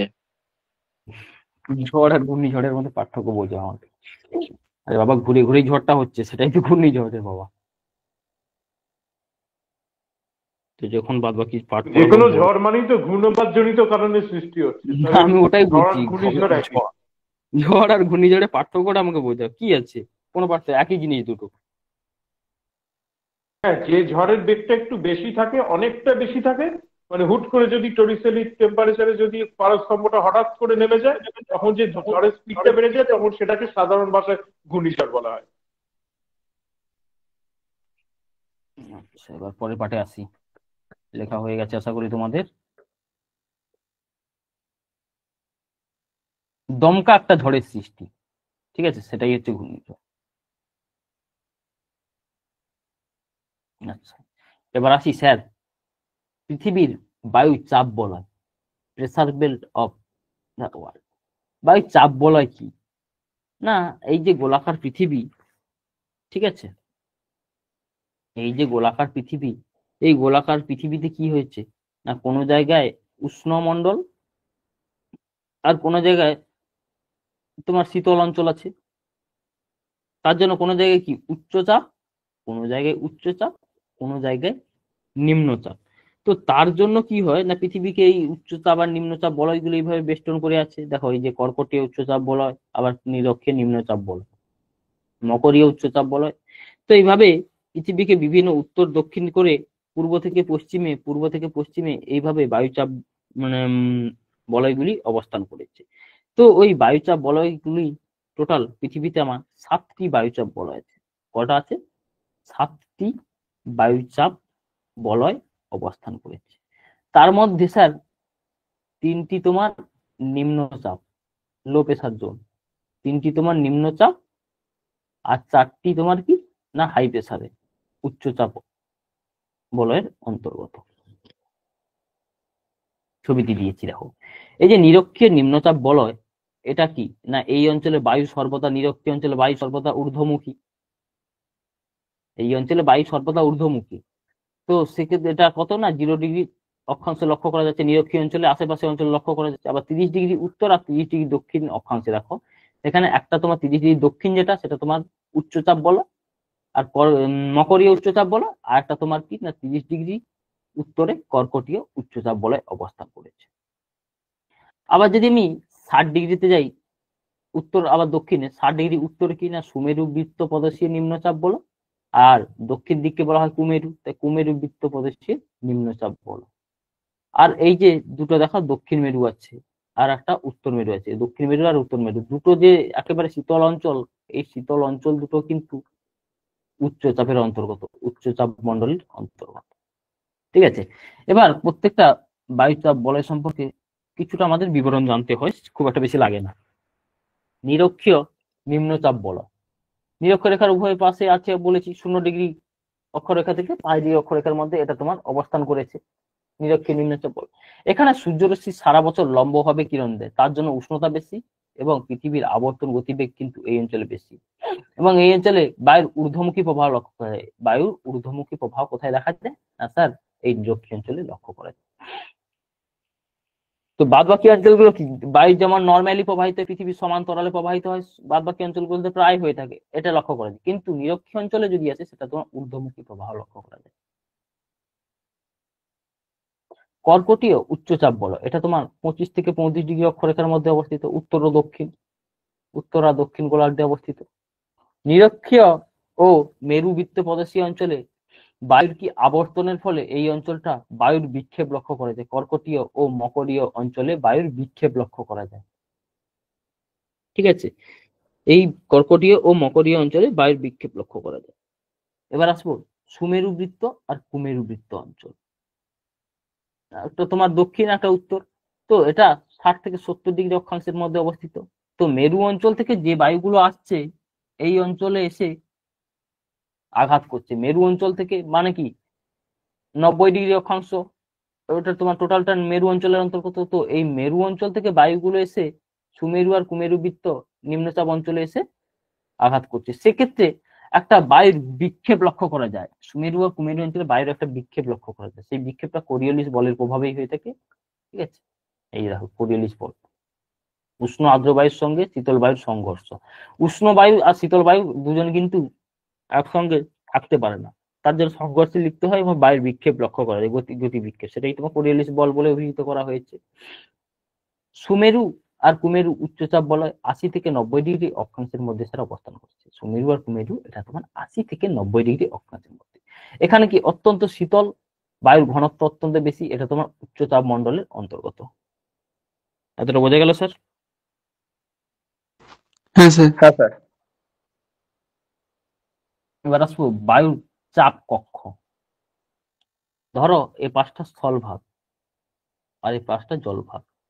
স্থলভাগ আর জলভাগ পাশাপাশি অবস্থান করেছে, তার জন্য কি হয় না, বায়ু চাপের যে রেখাগুলো, সমচাপ রেখাগুলো চক্র আকারে এইভাবে অবস্থান করে, যেভাবে চক্র আকারে অবস্থান করে ছোট ছোট কোষে বিভক্ত হয়েছে। তো স্থলভাগে জলভাগে যে উপর বায়ুর যে চক্রাকার কক্ষগুলো লক্ষ্য করা যায়, সেই কক্ষগুলোকে বলা হয় বায়ুচাপ কক্ষ বলে অভিহিত করা হয়। সে স্থলভাগের উপর অবস্থান করে বায়ুচাপ কক্ষ, আর জলভাগের উপর অবস্থান করে। সৃষ্টির কারণ কি না, স্থলভাগ আর জলভাগ দুয়ের কিন্তু তাপ গ্রহণ আর বর্জন দুটো কিন্তু আলাদা আলাদা। কেউ তাড়াতাড়ি নিচ্ছে, তাড়াতাড়ি বর্জন করছে আমার স্থলভাগ। আবার জলভাগ কি করছে না, দেরিতে তাপ গ্রহণ করছে, দেরিতে তাপ ছাড়ছে। তো এই দুয়ের যে পার্থক্য, এই পার্থক্যের কারণেই কিন্তু আমাদের বায়ুচাপ কক্ষের সৃষ্টি হয়। বুঝতে পারলাম? স্যার এই জায়গাটা আরেকবার একটু বোঝাবেন, ওই যেটা ওই জল আর স্থল। দাঁড়া, কোনো জায়গাটা ফাঁকা পেলে বোঝাই। কোনো জায়গা, ধরো এই জায়গাটা ফাঁকা পেয়েছি। ধরো এই ভাগটা তোমার স্থল ভাগ, ঠিক আছে, আর এই অঞ্চলটা তোমার জলভাগের অন্তর্গত। এর উষ্ণতা গ্রহণ আর বর্জন সবকটা কি দেরিতে হয়। স্থলভাগের উষ্ণতা গ্রহণ আর বর্জন দুটোই কিন্তু তাড়াতাড়ি হয়, তো তার জন্য এই দুয়ের পার্থক্য লক্ষ্য করছে। একজন তাড়াতাড়ি ছেড়ে দিচ্ছে, একজন দেরিতে ছাড়ছে। সেক্ষেত্রে এই পার্থক্যজনিত কারণে বায়ুর যে চাপ আসছে, তো সেই বায়ুর চাপ গুলো কি হয় না, একটা ঘরের মতো, এই যে চক্রাকারে ঘরের মতো অবস্থান করছে। বায়ুগুলো এইভাবে ঘরের মতো অবস্থান করছে, গোলাকার গোল গোল করে ঘরের মতো অবস্থান করছে। সেটাই হচ্ছে বায়ুচাপ কক্ষ। স্থলভাগে অবস্থান করে, জলভাগে অবস্থান করে। বুঝতে পারলাম?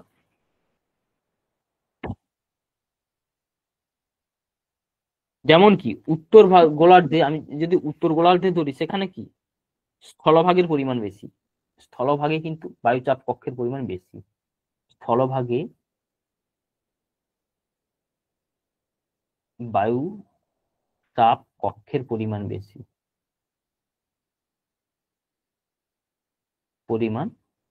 হয়ে থাকে। ঠিক আছে, এত নিশ্চয়ই ক্লিয়ার?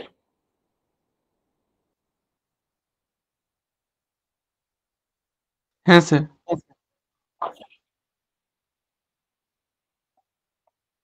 এবার আসি ডোলড্রাম। ডোলড্রাম বা নিরক্ষীয় শান্ত বলয়। নিরক্ষীয় অঞ্চলে বায়ু কিভাবে প্রবাহিত হয় আমাকে বলো, উত্তর দাও।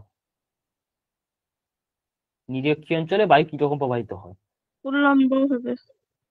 এইভাবে বায়ুর ঊর্ধ্বমুখী ভার্টিক্যালি তোমার প্রবাহ লক্ষ্য করা যায়। নিরক্ষীয় অঞ্চলে ভূপৃষ্ঠ সমান্তরালে প্রবাহ হয় না। তো নিরক্ষীয় অঞ্চলে কি হয় না, 5 ডিগ্রি উত্তর থেকে 5 ডিগ্রি দক্ষিণ অক্ষাংশের মধ্যে তখন কি বায়ু উলম্ব প্রবাহ লক্ষ্য করে। সেই উলম্ব প্রবাহের জন্য কি হয় না, ভূপৃষ্ঠ সংলগ্ন অঞ্চল, ধরো এই পৃথিবীর যে ভূপৃষ্ঠ সংলগ্ন এই অঞ্চলে কি না শান্ত অবস্থা বিরাজ করে। তো এই অঞ্চলটাকেই বলা হয় ডোলড্রাম। নিরক্ষীয় অঞ্চলে, আরেকবার বলি, নিরক্ষীয় অঞ্চলে 5 থেকে 5 ডিগ্রি উত্তর ও দক্ষিণ অক্ষাংশে এখানে কি বায়ুর ঊর্ধ্বমুখী প্রবাহ লক্ষ্য করে যায়। ভূপৃষ্ঠের সমান্তরালে কোনো বায়ু প্রবাহ হয় না বললেই চলে। তো তার জন্য এই বায়ুশূন্য অঞ্চলটা শান্ত হয়ে যাচ্ছে। তো এই শান্ত অঞ্চলটাকে বলা হয় নিরক্ষীয় শান্ত বলয় বা ডোলড্রাম। একে আরেকটা ভাবে অভিহিত করা হয় কি না, আইটিসিজেড, ইন্টার ট্রপিক্যাল কনভার্জেন্স জোন। পরীক্ষা কোশ্চেন আছে এর ফুল ফর্মটা, এর অবস্থানও কিন্তু কোশ্চেন আছে, অবস্থান কোশ্চেন আছে। এবার ডোলড্রাম সৃষ্টি কারণ ফারণ এগুলো এসএলএসটির ব্যাপার, এগুলো তোমাদের দেবে না। এবার ছবিটাই বোঝাই। এখানে কি না, নিরক্ষীয় অঞ্চলে উত্তর পূর্ব আয়ন বায়ু আসছে, দক্ষিণ পূর্ব আয়ন বায়ু আসছে। এই অঞ্চলটা খুব উষ্ণ প্রকৃতির, দুই বেটা আসে ধাক্কা লাগার ফলে এই অঞ্চল যেহেতু উষ্ণ, তার জন্য কি হয় না, বায়ু উপর দিকে উঠে যায়, উলম্ব ভাবে উঠে যায়। তো তার জন্য এই অঞ্চলটা কি হয়ে যাচ্ছে, বায়ু শূন্য হয়ে যাচ্ছে। এই বায়ু শূন্য শান্ত অঞ্চলটা যেটা কি না, নিরক্ষীয় শান্ত বলয় নামে পরিচিত। ক্লিয়ার?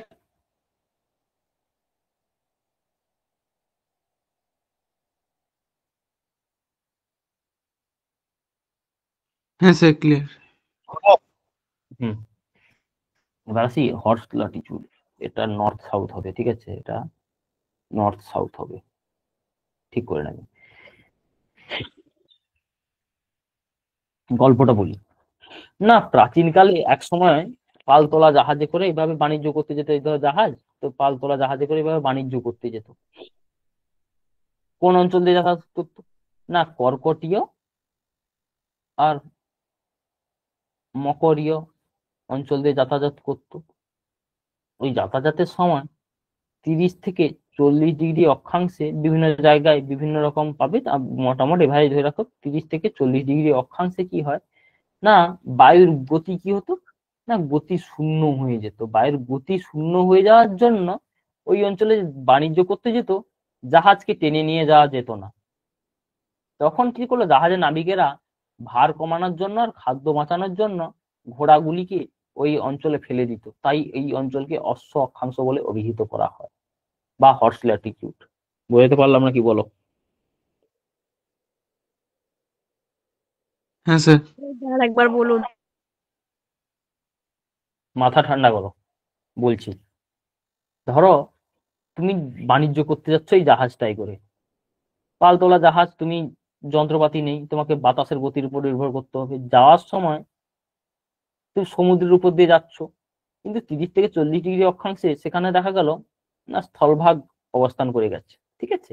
তো স্থলভাগ অবস্থান করার জন্য ওই অঞ্চলে কি না, বাতাসের গতি কমে গেছে, চারদিক দিয়ে গালফ হয়ে অবস্থান করেছে ভূমিভাগটা। তো সেখানে বাতাসের গতি কমানোর জন্য তুমি ভারী জিনিসপত্র নিয়ে যাচ্ছ, তোমাকে তো যেতে হবে, বাণিজ্য করতে যেতে হবে।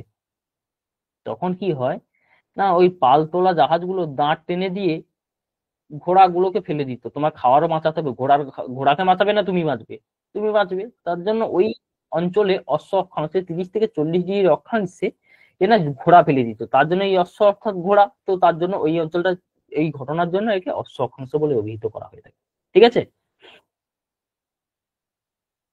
হ্যাঁ স্যার। Sir, sir. এই যে হর্স ল্যাটিটিউড বলে দিয়েছি, দেখো দুটো ছবিতে দিয়েছি, 30 থেকে 40 ডিগ্রি অক্ষাংশে অবস্থান করে।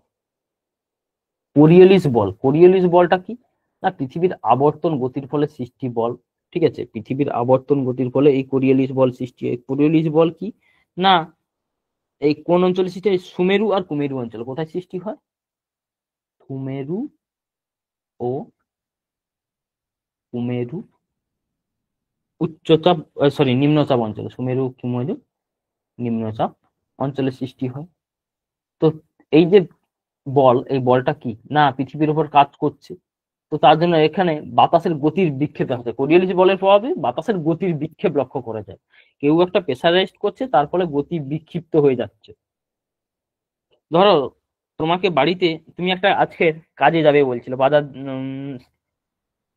কোথাও পার্কে যাবে বলছিলে, ঠিক আছে। তখন তোমার বাড়িতে বললো তুমি কোরিওলিস, তোমার নাম কোরিওলিস, তুমি যাবে বলছিলে শপিং করতে, ঠিক আছে, তুমি যাবে বলছিলে শপিং করতে। বাড়িতে বললো না, শপিং করা বাদ, আজকে চলো তুমি আমার সঙ্গে, আমি মাঠে চাষ করব, মাঠে চাষ করব। তুমি কি করলে না, সবাইকে কথা দিয়েছো যে শপিং করতে যাবে আর মাঠে চাষ করছো, তুমি মাঝে তোমার নাম কি কোরিওলিস, তুমি কি হলো না এই বায়ু, ধরো এইগুলোকে বায়ু চাপ বলে মনে করো, তো এই চাপের প্রভাবে তুমি কি হলো না বিক্ষিপ্ত হতে শুরু করলে, এদিক যাবে না ওদিক যাবে, এদিক যাবে না ওদিক যাবে, তার ফলে কি এই যে বায়ু যে বিক্ষেপ, এই বিক্ষেপটাকেই বলা হয় কি না কোরিওলিস শক্তি। বুঝতে পারলাম? হ্যাঁ স্যার। উদাহরণগুলো খুব খুব ভুল ভাল না। আচ্ছা, 1835 সালে ফরাসি বিজ্ঞানী জি.ডি. কোরিওলিস এই শক্তির কথা প্রথম বলেছিলেন। এই কোরিওলিস বল কিন্তু সমকোণে কাজ করে কোরিওলিস বল, ঠিক আছে, বাহ্যিক দিক বিক্ষেপ।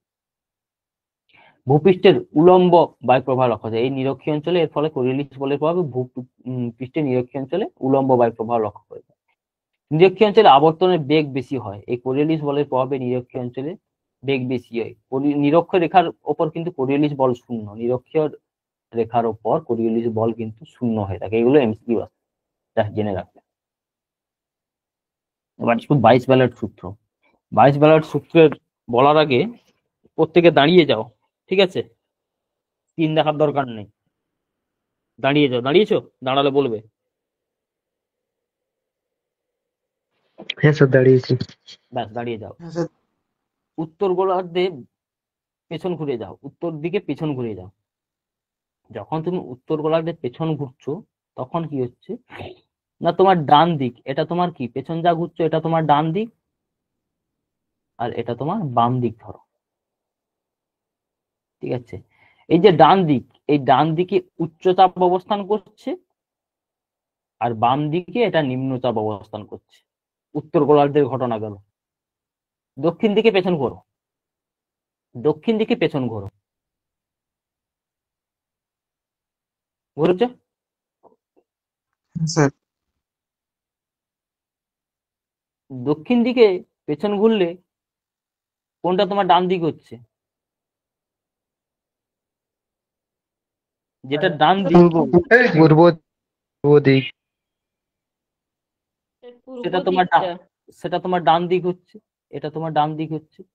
তো এই ডান দিকে দক্ষিণ গোলার্ধে যদি পেছন ঘুরে দাঁড়াও, সেখানে ডান দিকে উচ্চচাপ আর বাম দিকে তোমার নিম্নচাপ, বাম দিকে তোমার নিম্নচাপ হচ্ছে, ঠিক আছে। ঠিক তার বিপরীত বিপরীত অবস্থান, উত্তর গোলার্ধের বিপরীত অবস্থান হয়ে যাচ্ছে, ঠিক আছে। তো এটাই তোমার বাইস ব্যালটের সূত্র।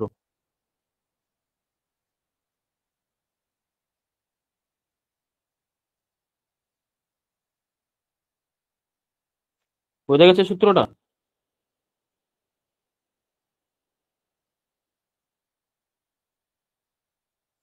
আঠারোশো সাতান্ন সালে ডাচ আবহবিদ বাইস ব্যালট বায়ুচাপের তারতম্য ও বায়ু প্রবাহের উপর এই সূত্রটি আবিষ্কার করেছিলেন।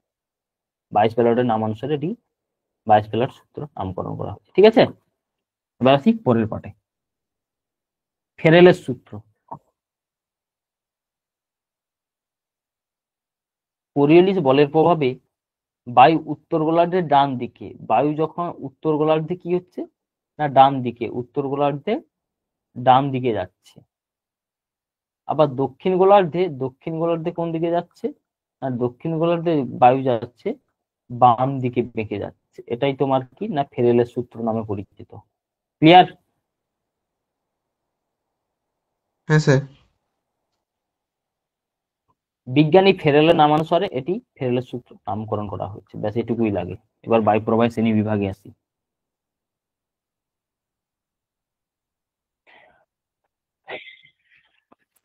বায়ু প্রবাহ শ্রেণীবিভাগকে মূলত চারটি ভাগে ভাগ করা গেছে।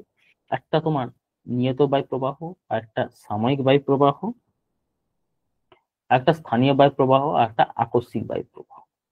নিয়মিত বায়ু প্রবাহ কি না সারা বছর ধরে যে বায়ু প্রবাহিত হচ্ছে সেটা তোমার নিয়মিত বায়ু প্রবাহ বা নিয়ত বায়ু প্রবাহ। সাময়িক বায়ু কিছু সময়ের জন্য, কখনো স্থলভাগে প্রবাহিত হচ্ছে, কখনো জলভাগে প্রবাহিত, কিছু সময়ের জন্য, সেটা তোমার সাময়িক বায়ু। স্থানীয় বায়ু অর্থাৎ উষ্ণমণ্ডলে উষ্ণ বায়ু প্রবাহিত হবে, শীতল অঞ্চলে শীতল বায়ু প্রবাহিত হবে, সেটা তোমার স্থানীয় বায়ু। হঠাৎ কোনো জায়গায় ঝড়ের সৃষ্টি হয়ে গেল, তখন যে বায়ুটা প্রবাহিত হবে সেটা তোমার আকস্মিক বায়ু। ক্লিয়ার? হ্যাঁ হ্যাঁ স্যার বুঝতে পারি। এবার পরে আসি প্রত্যেকটা বায়ু সম্পর্কে। না, নিরক্ষীয় অঞ্চলে এই যে নিয়ত বায়ু প্রবাহ প্রবাহিত হয়, তো এই নিয়ত বায়ু প্রবাহকে স্যার কয়েকটি ভাগে ভাগ করে। ফার্স্ট আসবো আয়ন বায়ু। এই আয়ন বায়ুকে একটা কি বায়ু বলা হয় জানো তো? আয়ন বায়ুকে বাণিজ্যিক বাণিজ্যিক বায়ু। বায়ু। বাণিজ্যিক বায়ু।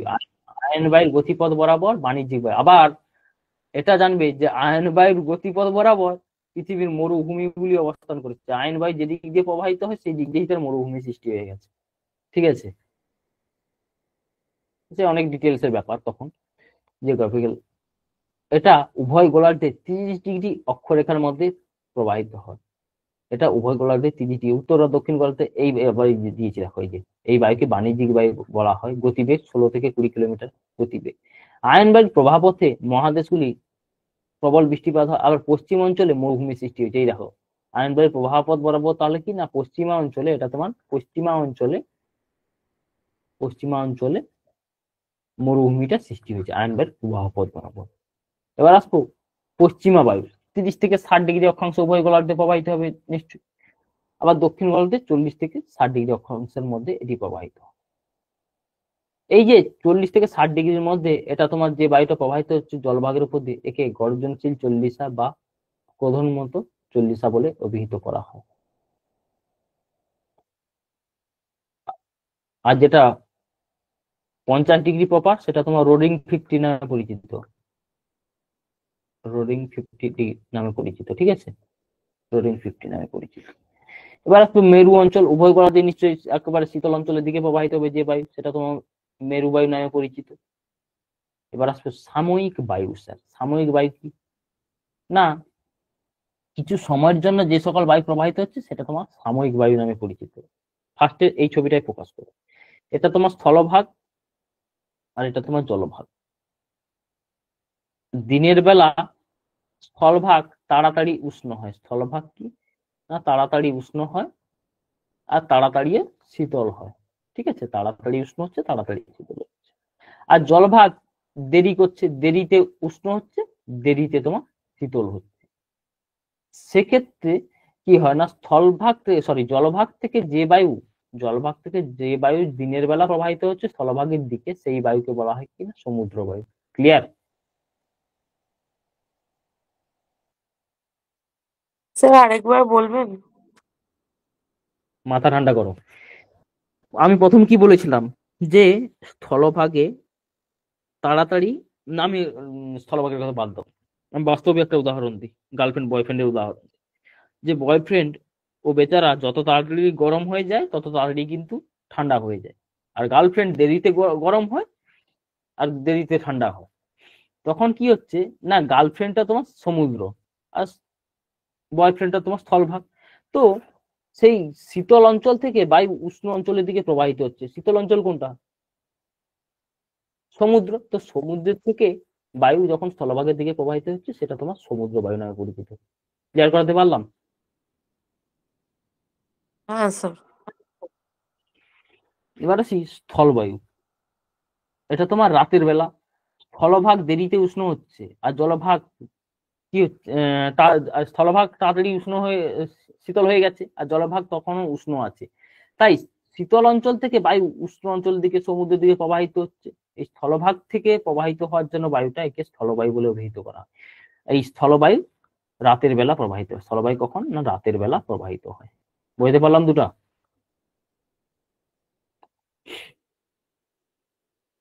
হ্যাঁ স্যার। মৌসুমী বায়ু। মৌসুমী শব্দটি একটি আরবি শব্দ যা মৌসিন থেকে এসছে। আবার অনেকে বলেন মালয়ী শব্দ, মৌসিন থেকে এসছে। যাই হোক, কন্ট্রোভার্সি আছে। তো এটা মূলত দক্ষিণ আর দক্ষিণ পূর্ব এশিয়াতে প্রবাহিত হয়। 6 মাস উত্তর পূর্ব দিক দিয়ে আর 6 মাস তোমার দক্ষিণ পূর্ব দিক দিয়ে, দক্ষিণ পশ্চিম দিক দিয়ে প্রবাহিত হয়। তো এই ঋতু অনুযায়ী যে বায়ু প্রবাহিত হয় সেটাই তোমার মৌসুমী বায়ু বলে পরিচিত। মিশরীয় নাগরিক হেপ্লাস প্রথম এই বায়ু কিন্তু লক্ষ্য করেছিলেন। ইংল্যান্ডে জলবায়ু বিজ্ঞানী এডমন্ড হ্যালি এই মৌসুমী শব্দটি প্রথম ব্যবহার করেছিলেন। ভারতবর্ষে মৌসুমী বায়ু কোন উপকূলে প্রথম প্রবেশ করে? না মালাবার উপকূলে প্রবেশ করে? 5ই জুন তারিখে কেরালা রাজ্যে প্রবেশ করে। তো এইভাবেই কিন্তু প্রথম বর্ষার সূচনা হয়, ঠিক আছে, কেরালার বৃষ্টির মাধ্যমে। আর সারা ভারতে পৌঁছে পৌঁছে আরো 10-12 দিন লেগে যায়। ভারতীয় বায়ু মৌসুমী বায়ু ভারতীয় উপমহাদেশে প্রবেশ করছে কোথায়? না মালাবার উপকূলে কেরালা রাজ্যে। পৃথিবীতে মৌসুমী জলবায়ু কত ডিগ্রি অক্ষাংশে লক্ষ্য করা যাচ্ছে স্যার বলুন তো? না উভয় গোলার্ধে স্যার 10 থেকে 30 ডিগ্রি অক্ষাংশের মধ্যে এই মৌসুমী বায়ু লক্ষ্য করা যায়। মৌসুমী বায়ু সম্পর্কিত দুটি ওয়ার্ড আছে, একটা আদর্শ, একটা ছদ্ম। আদর্শ কি? না আমাদের ভারতবর্ষে যে জলবায়ুটা লক্ষ্য করা যাচ্ছে বা বাংলাদেশ, শ্রীলঙ্কা, মায়ানমার এগুলোতে কিন্তু অরিজিনাল মৌসুমী বায়ুর যে আসল বৈশিষ্ট্য সেটা। আর যেটা ছদ্ম কি? না Liberia, Latin America, Venezuela, Surinam এগুলোতে কি হয়? মৌসুমী বায়ুর কিছুটা বৈশিষ্ট্য লক্ষ্য করা যায়, ঠিক আছে। তো সেগুলো তোমার কি না ছদ্ম মৌসুমী বায়ু নামে পরিচিত। পাকিস্তানে জেকোবাদ এশিয়ার উষ্ণতম স্থান, মৌসুমী জলবায়ু অঞ্চলের অন্তর্গত। পশ্চিমবঙ্গ, ওড়িশা, বাংলাদেশে ঝড় কালবৈশাখী নামে পরিচিত। এই লাইন থেকে কোশ্চেন আসে। পশ্চিমবঙ্গ, ওড়িশা, বাংলাদেশে ঝড়টা কালবৈশাখী নামে পরিচিত। কেরলে সেই ঝড় আম্র বৃষ্টি নামে পরিচিত। অসমে সেই ঝড় বরদৈছিল্লা নামে পরিচিত। আবার পাঞ্জাব, হরিয়ানাতে ওই ঝড় আঁধি নামে পরিচিত। পাঞ্জাব, হরিয়ানাতে আঁধি নামে পরিচিত। ভারতবর্ষ তথা পৃথিবীর সর্বাধিক বর্ষণসিক্ত স্থান চেরাপুঞ্জিতে অবস্থিত, প্রায় 1350 সেমি তোমার বর্ষা।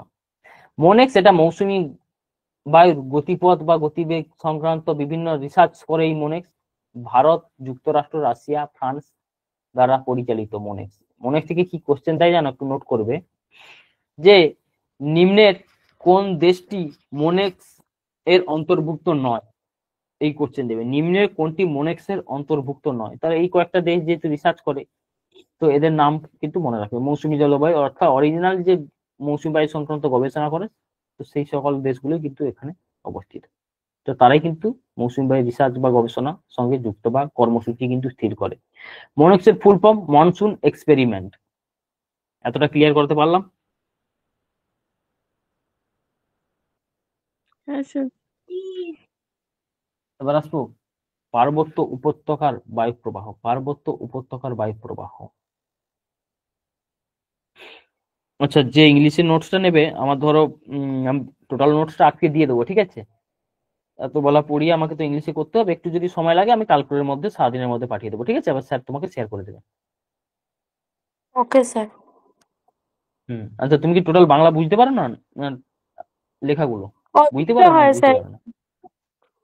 না মানে আমি বুঝতে পেরেছি। বুঝছি, একটু ইংলিশ ভার্সনটা মানে পড়ে এসেছি তো ছোটবেলা থেকে, ওই জন্য বললাম। আমি বুঝতে পেরেছি, টোটাল যারা ইংলিশ মিডিয়াম থেকে আসে তাদের ক্ষেত্রে খুব অসুবিধা হয়ে যায়, তার জন্য আমি দিয়ে দেবো, ঠিক আছে, আমি দিয়ে দেবো। ওকে। হুম। আচ্ছা, ক্যাটাবেটিক আর অ্যানাবেটিক। একটা ক্যাটাবেটিক যেটা সেটা তোমার রাত্রিবেলা চাঁদ এঁকে দিলাম, আর অ্যানাবেটিক যেটা দিনের বেলা, ঠিক আছে। ক্যাট তুমি রাত্রিবেলা ছেলের সঙ্গে ক্যাটকে তুমি বিড়ালের সঙ্গে, ছেলেগুলো কি হয় না রাত্রিবেলা ঘুরে বেড়ায় আর মেয়েরা কি দিনের বেলা ঘুরে। তো এই ক্যাট যেহেতু ছেলে তখন কি হচ্ছে না রাত্রিবেলা পার্বত্য উপত্যকার এইভাবে ঢালবে শীতল ও ভারী বায়ু কি হচ্ছে নিচের দিকে নেমে আসছে। তো ছেলেগুলো কি হচ্ছে না পার্বত্যের উপর থেকে নিচের দিকে বাড়ি ফিরছে, রাত্রিবেলা বাড়ি ফিরে বেটারা। তো সেই পার্বত্য বা পার্বত্যের যে বায়ু উপর থেকে নিচের দিকে, এটা কি না শীতল আর ভারী বায়ু নেমে আসছে, সেটাই তোমার ক্যাটাবেটিক বায়ু নামে পরিচিত। বুঝতে পারলাম? হ্যাঁ স্যার। আবার অ্যানাবেটিক বায়ুগুলো যেহেতু দিনের বেলা মেয়েরা বাইরে বেরোবে, তাহলে কি না এটাকে তোমার মেয়েদের ঘর অর্থাৎ পার্বত্য উপত্যকা। তো এই উপত্যকা থেকে বায়ুগুলো উষ্ণ বায়ু উপরের দিকে উঠে যাচ্ছে, রাত্রিবেলা কি শীতল আর ভারী বায়ু নিচের দিকে নামছে, আর দিনের বেলা কি হচ্ছে না উষ্ণ আর হালকা বায়ু এটা তোমার উপরের দিকে উঠছে। এটা তোমার কি নামে পরিচিত না অ্যানাবেটিক বায়ু নামে পরিচিত। বুঝতে পারলাম? হ্যাঁ স্যার। ঠিক আছে।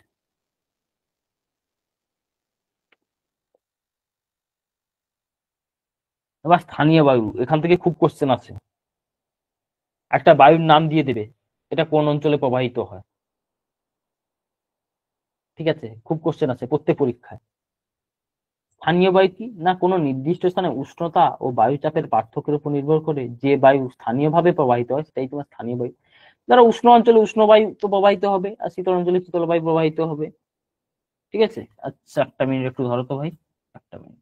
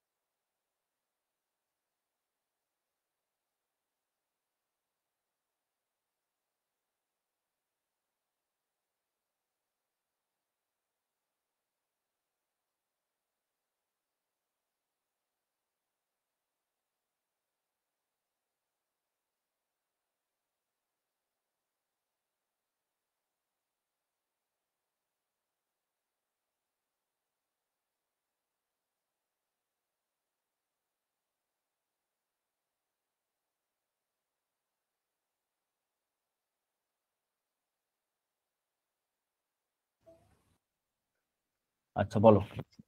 না পৃথিবীর স্যার উষ্ণ স্থানীয় বায়ু উষ্ণ অঞ্চলে প্রবাহিত, আর শীতল স্থানীয় বায়ু স্যার শীতল অঞ্চলে প্রবাহিত হয়। ঠিক আছে, তাহলে কোন অঞ্চলে কোন বায়ু প্রবাহিত হয় সেগুলো আমাকে জানতে পারে, এগুলো কিন্তু ভাই মুখস্থ করতে হবে। সোজা হিসাব বলে দিলাম, উষ্ণ স্থানীয় বায়ু এই শীতল স্থানীয় বায়ু, কোনো না কোনো পরীক্ষায় কিন্তু এসছে।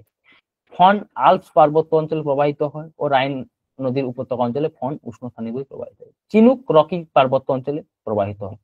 চিনুককে কি বলা হয়? তুষার ভক্ষক বলে অভিহিত করা হয়। চিনুককে তুষার ভক্ষক বলে অভিহিত করা। হ্যাঁ বলো। বলছি স্যার এই চারটা একদম পরিষ্কার না? হ্যাঁ বলছি স্যার এই শুনতে পাচ্ছি চারটা না। একদিন পড়িয়েছিলেন না? না এই চারটা একদিন পড়ানো হয়নি। পড়িয়েছিলেন না? না না না গো বাবা, না, কোথায় এই চারটা পড়ানো এটা হয়েছে? হয়নি স্যার। এটা হয়নি একদমই স্যার। হয়নি। আমি জানি আমি কোনটা পড়িয়েছি না পড়িয়েছি সেটা আমার জানা আছে, তোকে বলতে হবে না। এটা একদমই হয়নি। নতুন ব্যাচ তুমি চার্ট পড়ানো হবে কি করে? ফন আল্পস পার্বত্য অঞ্চলে প্রবাহিত হয়, এছাড়া রাইন নদীর উপত্যকা অঞ্চলে প্রবাহিত হয়। চিনুক রকি পার্বত্য অঞ্চলে প্রবাহিত হয়, চিনুককে তুষারভক্ষ বলা হয়। সিরোক্কো, সিরোক্কো নয়, এটা সিরোক্কো। সিরোক্কো ইতালি ও সাহারা অঞ্চলে, ইতালি সিলিলি দ্বীপপুঞ্জ অঞ্চলে প্রবাহিত হয়, সাহারা উপত্যকা। লু, এটা ভারতীয় সমভূমি অঞ্চলে প্রবাহিত লু, এটা ভারতের উত্তর অঞ্চলে, উত্তর ভারতীয় অঞ্চলে। খামসিন উত্তর ভারতীয় সমভূমি অঞ্চলে প্রবাহিত, সরি খামসিন হচ্ছে তোমার মিশরের, লুটা তোমার উত্তর ভারতে, খামসিন তোমার মিশরে প্রবাহিত হয়। লেভেচে এটা তোমার স্পেনে প্রবাহিত স্যার হয়। ওটা ইটালির সিসিলি দ্বীপপুঞ্জ হবে তো, সিরক্কোটা, হুম হুম হুম সিরিক্কোটা। হুম হুম হুম। ঘিবলি এটা তোমার উত্তর লিবিয়া ও টিউনেশিয়া, তো হয়ে গেছে টিউনেশিয়া, টিউনেশিয়াতে প্রবাহিত হয়। ব্রকফিল্টার দক্ষিণ আমেরিকার মরু অঞ্চল প্রবাহিত হয়। বার্ক দক্ষিণ আমেরিকাতে। সাইমুম উত্তর সাহারা সমভূমি অঞ্চলে। হারমাট্টান একে ডক্টর উইন্ড বলা হয়, পরীক্ষা কোশ্চেন আছে লিখবে। ডক্টর উইন্ড কাকে বলা হয় না, হারমাট্টান, এটা সাহারার গিনি উপকূল অঞ্চলে প্রবাহিত হয়। জোন্দা বা জেন্দা, বানানটা ঠিক করে নেবে, ঠিক আছে? এটা টাইপ করতে পারেনি। জোন্দা, বোরকে জয়কার দন্ত নয় দয়াকা, জোন্দা বা জোন্ডা বলে অভিহিত করা হয়। তো এটা আর্জেন্টিনা আর চিলি অঞ্চলে প্রবাহিত। এবার আসবো স্যার শীতল স্থানীয় বায়ুগুলো কি কি আছে। বোরা, মিস্ট্রাল এগুলো হয়। বোরা আড্রিয়াটিক, আদ্রিয়াটিক হয়ে গেছে, এটা আড্রিয়াটিক উপকূল অঞ্চলে প্রবাহিত হয়। মিস্ট্রাল স্পেন আর ফ্রান্সে। বুরান এটা তোমার সাইবেরিয়াতে। পম্পেরও কথা প্রবাহিত আর্জেন্টিনাতে। বারবের, বারবের কানাডা আর আমেরিকা যুক্তরাষ্ট্রে। 22 হচ্ছে ফ্রান্সে। কালবৈশাখী পশ্চিমবঙ্গ আর বাংলাদেশে। আর দক্ষিণ, এই যে বারস্টারটা এখানে আসবে, দক্ষিণী বারস্টার, বারস্টার বা বাবস্টার দক্ষিণী, এটা তোমার অস্ট্রেলিয়াতে প্রবাহিত, ওই যে দিয়েছি অস্ট্রেলিয়ার সাউথ ওয়েলস অঞ্চলে প্রবাহিত হয়। ঠিক আছে, এই ধরনের কোশ্চেন গুলো আশ্বিনের ঝড়টা কোথায় হয়? পশ্চিমবঙ্গে। তো সেটাই তোমার আবার শুধু আসামে নর্থ বেঙ্গলে? হ্যাঁ, নর্থ বেঙ্গল আমাদের তো আশ্বিনের ঝড় হয়, এখন হওয়া বন্ধ করে দিয়েছে, এখন আবহাওয়ার গন্ডগোল আলাদা ব্যাপার। ছোটবেলায় তো শুনছি যে আশ্বিনের ঝড় হয়, আশ্বিন মাসে একটা ঝড় হয়। সেটাই আবার আসামে কি না এ নামে পরিচিত, বরদৈচ্ছিল্লা নামে পরিচিত। ওই আশ্বিনের ঝড় ওটা তোমার আসামে বরদৈচ্ছিল্লা নামে পরিচিত।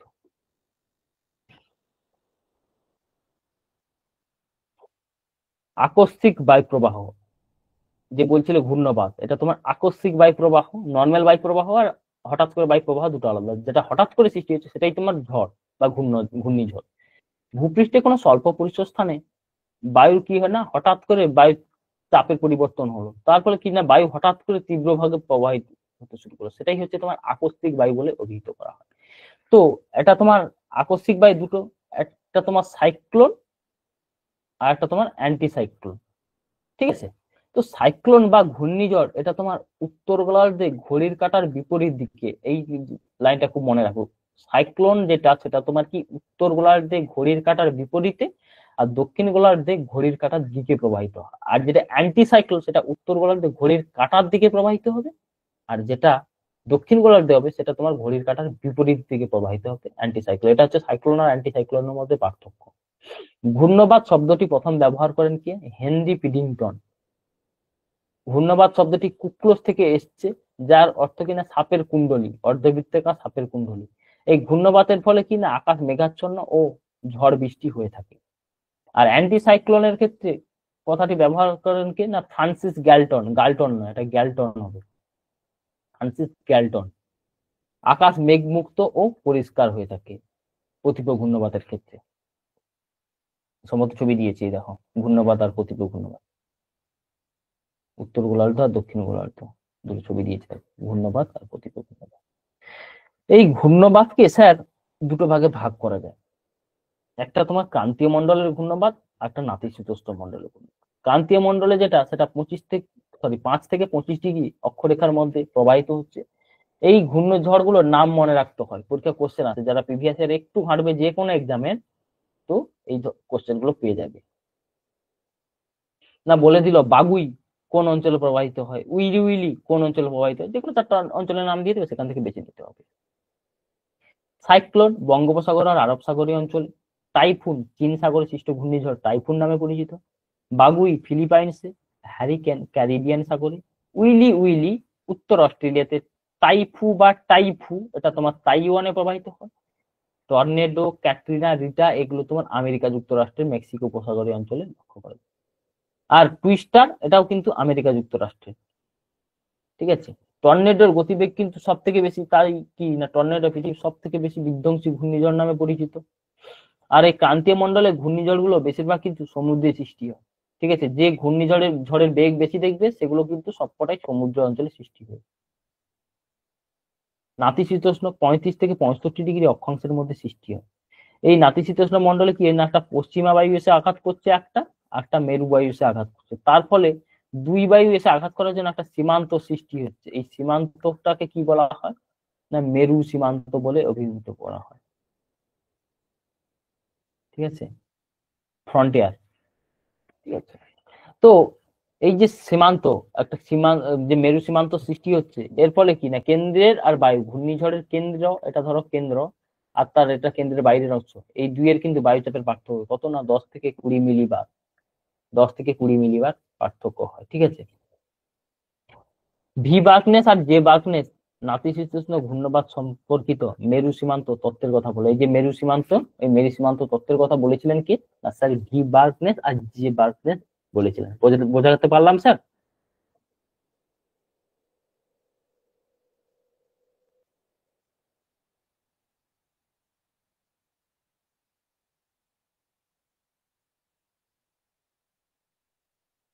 বোঝা গেল? হ্যাঁ স্যার। এবার আসছি জেট বায়ু। জেট বায়ুটা কি না?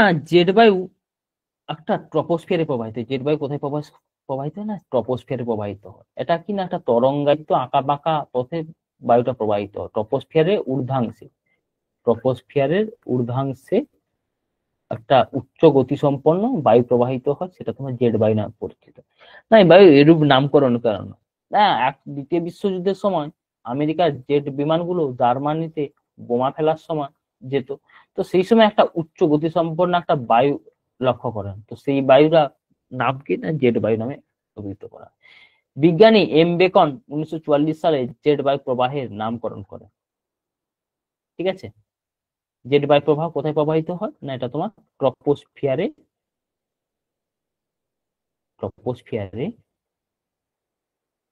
জেট বায়ু ট্রপোস্ফিয়ারে ঊর্ধ্বসীমা প্রবাহিত হয়। এই বলে দিয়েছি তো, ট্রপোস্ফিয়ারের ঊর্ধ্বাংশে। ঠিক আছে, এই যে আঁকাবাঁকা তরঙ্গ, এই যে আঁকাবাঁকা তরঙ্গ জেট বায়ু প্রবাহের ফলে, ঠিক আছে, এই যে আঁকাবাঁকা তরঙ্গ, এই আঁকাবাঁকা তরঙ্গটাই হচ্ছে কি না রশ্মি তরঙ্গ। রশ্মি তরঙ্গ জেট বায়ু প্রবাহের ফলেই সৃষ্টি হয় রশ্মি তরঙ্গ। ঠিক আছে, একটু মনে রাখবে, জেট বায়ু প্রবাহের ফলে আঁকাবাঁকা তরঙ্গ, এটাই হচ্ছে তোমার রশ্মি তরঙ্গ নামে পরিচিত।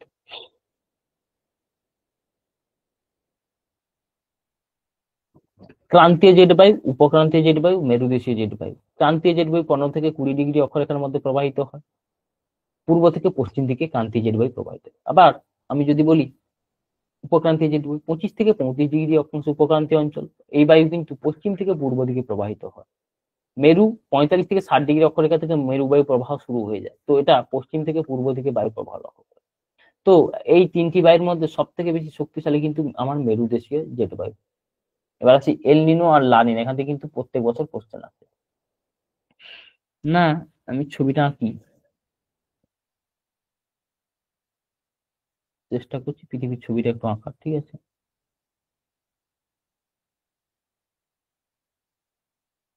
অনেকে আরো বেটার আঁকতে পারবে আমি জানি, অনেক দিন থেকে আঁকা হয়নি, তার জন্য খুব বাজে আসতে পারে।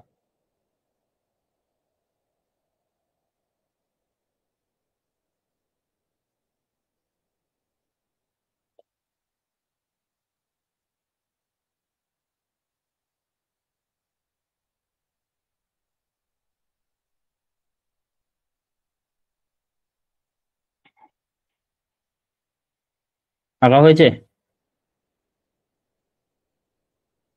হ্যাঁ স্যার। এবার আসি এল নিনো সম্পর্কে। এল নিনো, এই এল নিনো এর অর্থ কি না শিশু খ্রিস্ট। এল নিনো কথার অর্থ শিশু খ্রিস্ট। তো ডিসেম্বর মাসে এই এল নিনো কখন প্রবাহিত হয় না? ডিসেম্বর মাসে। ডিসেম্বর মাসে দক্ষিণ আমেরিকার পেরু আর ইকুয়েডর অঞ্চলে, এটা তোমার পেরু আর ইকুয়েডর এই অঞ্চলটা, পেরু আর ইকুয়েডর অঞ্চলে কি হচ্ছে উষ্ণ বায়ু প্রবাহ। পেরু আর ইকুয়েডর এই অঞ্চল, হ্যাঁ। তো এই কি হচ্ছে না দক্ষিণ আমেরিকায় পেরু আর ইকুয়েডর অঞ্চল বরাবর কি হচ্ছে, উপকূল বরাবর উত্তরমুখী একটা শীতল হাম্বল স্রোত সে যাওয়ার কথা। ঠিক আছে, সে না গিয়ে তার পরিবর্তে কি আসছে না দক্ষিণমুখী একটা উষ্ণ বায়ু আসছে, দক্ষিণমুখী একটা উষ্ণ স্রোত আসছে। ঠিক আছে, এই যাওয়ার কথা, কিন্তু 2 থেকে 4 বছর অন্তর অন্তর একটা দক্ষিণমুখী একটা উষ্ণ স্রোত আসছে। সেটা কি না তোমার দক্ষিণমুখী যে উষ্ণ স্রোত আসছে, সেটা তোমার এই স্রোতের প্রভাবে এই অঞ্চলটা খুব উষ্ণ হচ্ছে, এই অঞ্চলটা এই স্রোতের প্রভাবে যেহেতু উষ্ণ স্রোত আসছে তার ফলে খুব উষ্ণ হচ্ছে। এই উষ্ণতার জন্য এই অঞ্চলে কি না এল নিনোর সৃষ্টি হয়, এই অঞ্চলে এল নিনো এভাবেই সৃষ্টি হয়। এল নিনোর প্রভাবে এই যে এল নিনোর সৃষ্টি হলো, এই এল নিনোর প্রভাবে সমুদ্র স্রোত তো চারদিকে প্রবাহিত হয় রে বাবা। তো এই এল নিনোর প্রভাবে আমাদের ভারতবর্ষে কিন্তু খরা হয়ে যায়, এল নিনোর প্রভাবে ভারতবর্ষে খরা হয়ে যায়। সোমালিয়া অঞ্চলে তীব্র তাপমাত্রা, সেই অঞ্চলে কি হয় না তাপমাত্রা লক্ষ্য, আবার ভারতীয় অঞ্চলে এই এল নিনোর প্রভাবে কিছু কিছু জায়গায় কিন্তু বৃষ্টিপাত হয়, আবার কিছু কিছু জায়গায় প্রায় খরা হয়ে যায়। এবার আছে লা লিনা। লা লিনা কি না ঠিক এল নিনোর বিপরীত অবস্থা। এই লা লিনা কথার অর্থ কি না যিশু কন্যা। এল নিনোর বিপরীত অবস্থা, এখানে যেমন বন্যা হয়ে যায় তেমনই এই অক্ষাংশে বায়ু সঞ্চালনের স্বাভাবিক অবস্থার কারণে বায়ু পূর্ব দিক থেকে উচ্চচাপ বলয় থেকে পশ্চিম দিকে বায়ু প্রবাহিত হয়। তাহলে বায়ু কি না পূর্ব থেকে পশ্চিম দিকে প্রবাহিত হচ্ছে, তার ফলে কি উষ্ণতা কমে যায়। তাহলে কি আমার লা লিনা কি একটা শীতল স্রোতের প্রভাবে সৃষ্টি হয়। এই নিরক্ষরেখা বরাবর, এই নিরক্ষরেখা বরাবর কি না পূর্ব থেকে পশ্চিম দিকে একটা স্রোত প্রবাহিত হয়, সেটাই তোমার লা লিনা নামে পরিচিত। এর ফলে উচ্চচাপ, নিম্ন তাপমাত্রা, অল্প বৃষ্টিপাত, পেরু ইকুয়েডর অঞ্চলে শুষ্ক অবস্থা বিরাজ করে এই লা লিনার প্রভাবে। অন্যদিকে অস্ট্রেলিয়া, এখানে অস্ট্রেলিয়া আছে, তো এই অস্ট্রেলিয়ার এই অঞ্চলটাতে ভারী বন্যা, ভারতে বন্যা, সোমালিয়া অঞ্চলে উচ্চ তাপমাত্রা আর তীব্র বন্যা হয়ে যাচ্ছে লা লিনার প্রভাবে। এবার এল নিনোর প্রভাবে ভারতবর্ষে খরা হয়। এতটা বুঝতে পারলাম?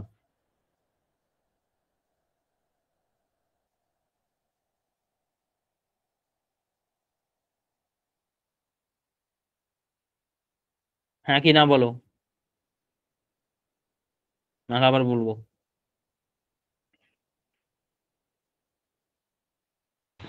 আরেকবার বলুন স্যার।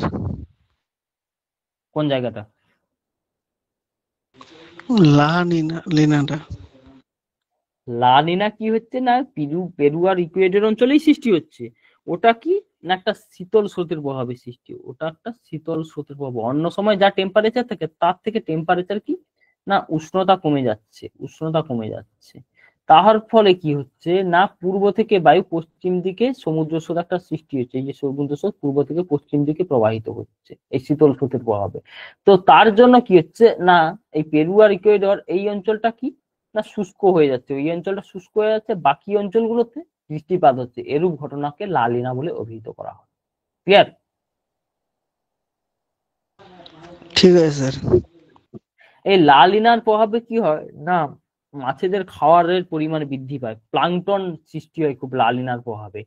তাই এই লা লিনা কিন্তু মৎস্য চাষের ক্ষেত্রে, যে বছর লা লিনা হবে সেই বছর সমুদ্রে কিন্তু মৎস্য চাষীদের খুব লাভজনক হবে, মাছের উৎপাদন ভালো হবে। সেই সময় মাছের উৎপাদন বৃদ্ধি হলে তো কয়েক বছর সেটা সাপ্লাই হবে। তো এই ছিল আজকের পাঠ। বলো কোনো কিছু জায়গায় অসুবিধা আছে কিনা, না হলে এমসিকিউতে যাবো। এমসিকিউতে যাই।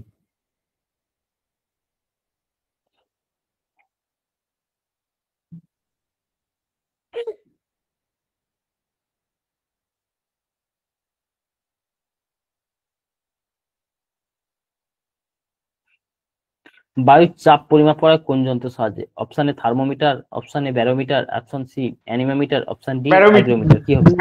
ব্যারোমিটার। তো বায়ুর চাপ হবে এটা তোমার অপশন বি হবে সঠিক আনসার, ব্যারোমিটার। সমান বায়ু চাপযুক্ত স্থানগুলিকে যে কাল্পনিক রেখা দ্বারা যুক্ত করা হয় তাকে কি বলা হয়? অপশন এ সমষ্ণ রেখা, অপশন বি সমচাপ রেখা, অপশন সমোন্নতি রেখা, অপশন ডি সমবর্ষণ রেখা। বলো কি হবে সঠিক আনসার? তো স্যার এটা সমান বায়ুচাপ যেহেতু বায়ুচাপ যেহেতু বলেছে অপশন বি হবে স্যার, সমচাপ রেখা হবে। আর উষ্ণতা বললে এটা তোমার সমষ্ণ রেখা হবে। আর সমোন্নতি রেখাটা কি না সমান ঢালযুক্ত অঞ্চল, সমান ঢালযুক্ত অঞ্চল সেটা তোমার কি সমোন্নতি রেখা। সমান ঢালযুক্ত অঞ্চলকে আমরা যখন হচ্ছে জি ম্যাপ করতাম এরকম ভাবে ছিল না, এটা 200, এটা 300 কন্ট্রোল লাইন, কি তাই তো? সমবর্ষণ হ্যাঁ স্যার। রেখা না, হ্যাঁ স্যার। সমান সমান সমান বৃষ্টিপাত যুক্ত অঞ্চল, সমবর্ষণ রেখা সমান বৃষ্টিপাত যুক্ত অঞ্চল। আচ্ছা এবার বলো তো, সমুদ্র পৃষ্ঠে বায়ুর চাপ কত? অপশন এ 1014, অপশন কি? Option b c sir. 1016, option g sir 1005, option d 979। বলো। Option c sir. Option c. এটা অপশন সি অপশন হবে, সি। Option c. আইটিসিজেড কোথায় লক্ষ্য করা যায় বলো? নিরক্ষীয় আইটিসিজেড নিরক্ষীয় অঞ্চলে। নিরক্ষীয় অঞ্চল নাকি উষ্ণ অঞ্চল নাকি নাতিশীতোষ্ণ, কোনটা? তো নিরক্ষীয়। আইটিসিজেড অপশন এ স্যার। নিরক্ষীয় অঞ্চলে। আচ্ছা এমসিকিউ করানো হচ্ছে বলে সব ভেঙে যাচ্ছে আস্তে আস্তে, যাই হোক স্যার, ভালো। এর জন্যই ডোলড্রাম বলা হয় না নিরক্ষীয় অঞ্চলকে? হ্যাঁ আমি বলছিলাম তো, ডোলড্রাম পড়েছিলাম, আইটিসিজেড বা ডোলড্রাম। আজকেও তো পড়ালেন স্যার। তাহলে হ্যাঁ স্যার, আজকে হলো। আজকে পড়ালাম, ডক্টর সুইট বলা হয়। হ্যাঁ, অপশন একটু সময়ের জন্য ছিলাম না, একটু ফোন এসেছিল। আচ্ছা ঠিক আছে, দেখে নিন। সিরোক্কো নাকি হারমাট্টান নাকি চিনুক, কাকে বলা হয়? ডক্টর সুইট নাকি কোনোটাই না?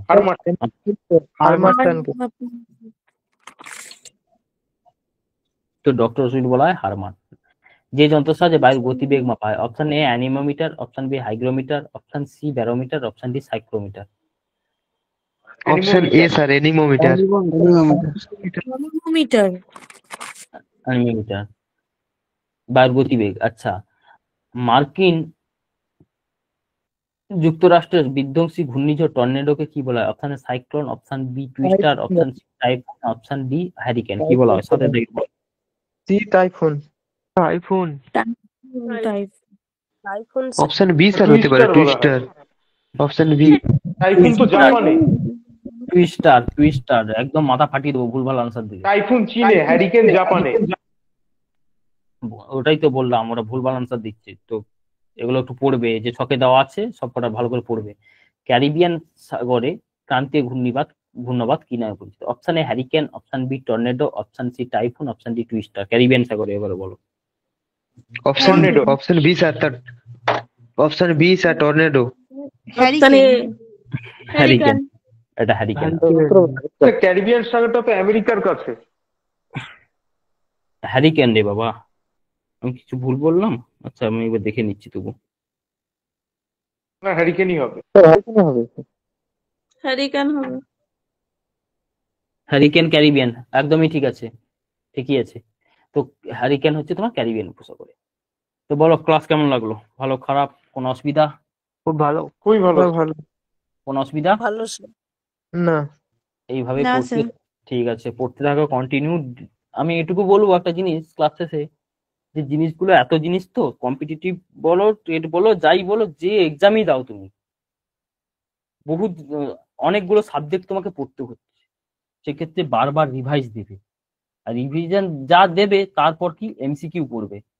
বিভিন্ন এমসিকিউ বই আছে মার্কেট থেকে, যে কোনো বই তোলো, এমসিকিউ পড়া শুরু করো, যা সিলেবাস শেষ হয়ে যাবে টোটাল এমসিকিউ পড়া শুরু করবে।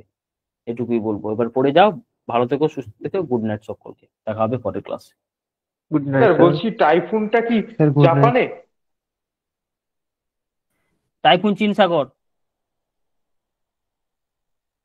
টাইফুন আর চীন সাগর। জাপানে যে ঝড় হয় তার নামটা কি?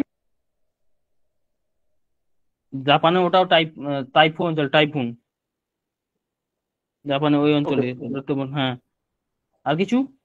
স্যার ইংলিশটা কি কালকে দেবেন স্যার? হ্যাঁ হ্যাঁ বলো। আমি দিয়ে ইংলিশটা দেবো। কালকে? ঠিক হ্যাঁ আছে। আমি তোমারটা কাল কাল দিয়ে দেবো, আজকে রাতে আমি কাজ করবো, দিয়ে কালকের মধ্যে আমি দিয়ে দেবো তোমার ইংলিশটা। স্যার। হুম। আর কি কি বলছিল? সব থেকে বেশি? কোন ঝড়ে গতিবেগ সব থেকে বেশি? অবশ্যই টর্নেডো, আমেরিকা যুক্তরাষ্ট্রের, আজই পড়িয়েছি।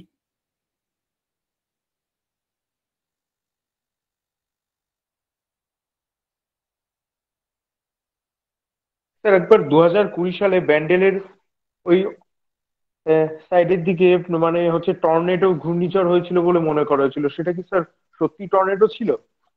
মনে করা হয়েছিল, ওই ডেটাটা আমার কাছে অ্যাকুরেট নেই বুঝলে। তো এরকম একটা হঠাৎ একটা বিধ্বংসী ঘূর্ণিঝড় সৃষ্টি হয়েছিল, তো তার জন্য অনেকে মনে করেছেন, তবে এরকম ভাবে সঠিকভাবে টর্নেডো বলা যায় না, কারণ বিভিন্ন ঝড়ের তো বিভিন্ন রকম নাম হয়, তো সেক্ষেত্রে ভারতবর্ষের টর্নেডো নামটা ঠিক অ্যাপ্রোপ্রিয়েট নয়। ওকে। ওকে। হুম, ঠিক আছে, গুড নাইট, পড়াশোনা করে যাও। Thank you sir, good night. Thank you sir.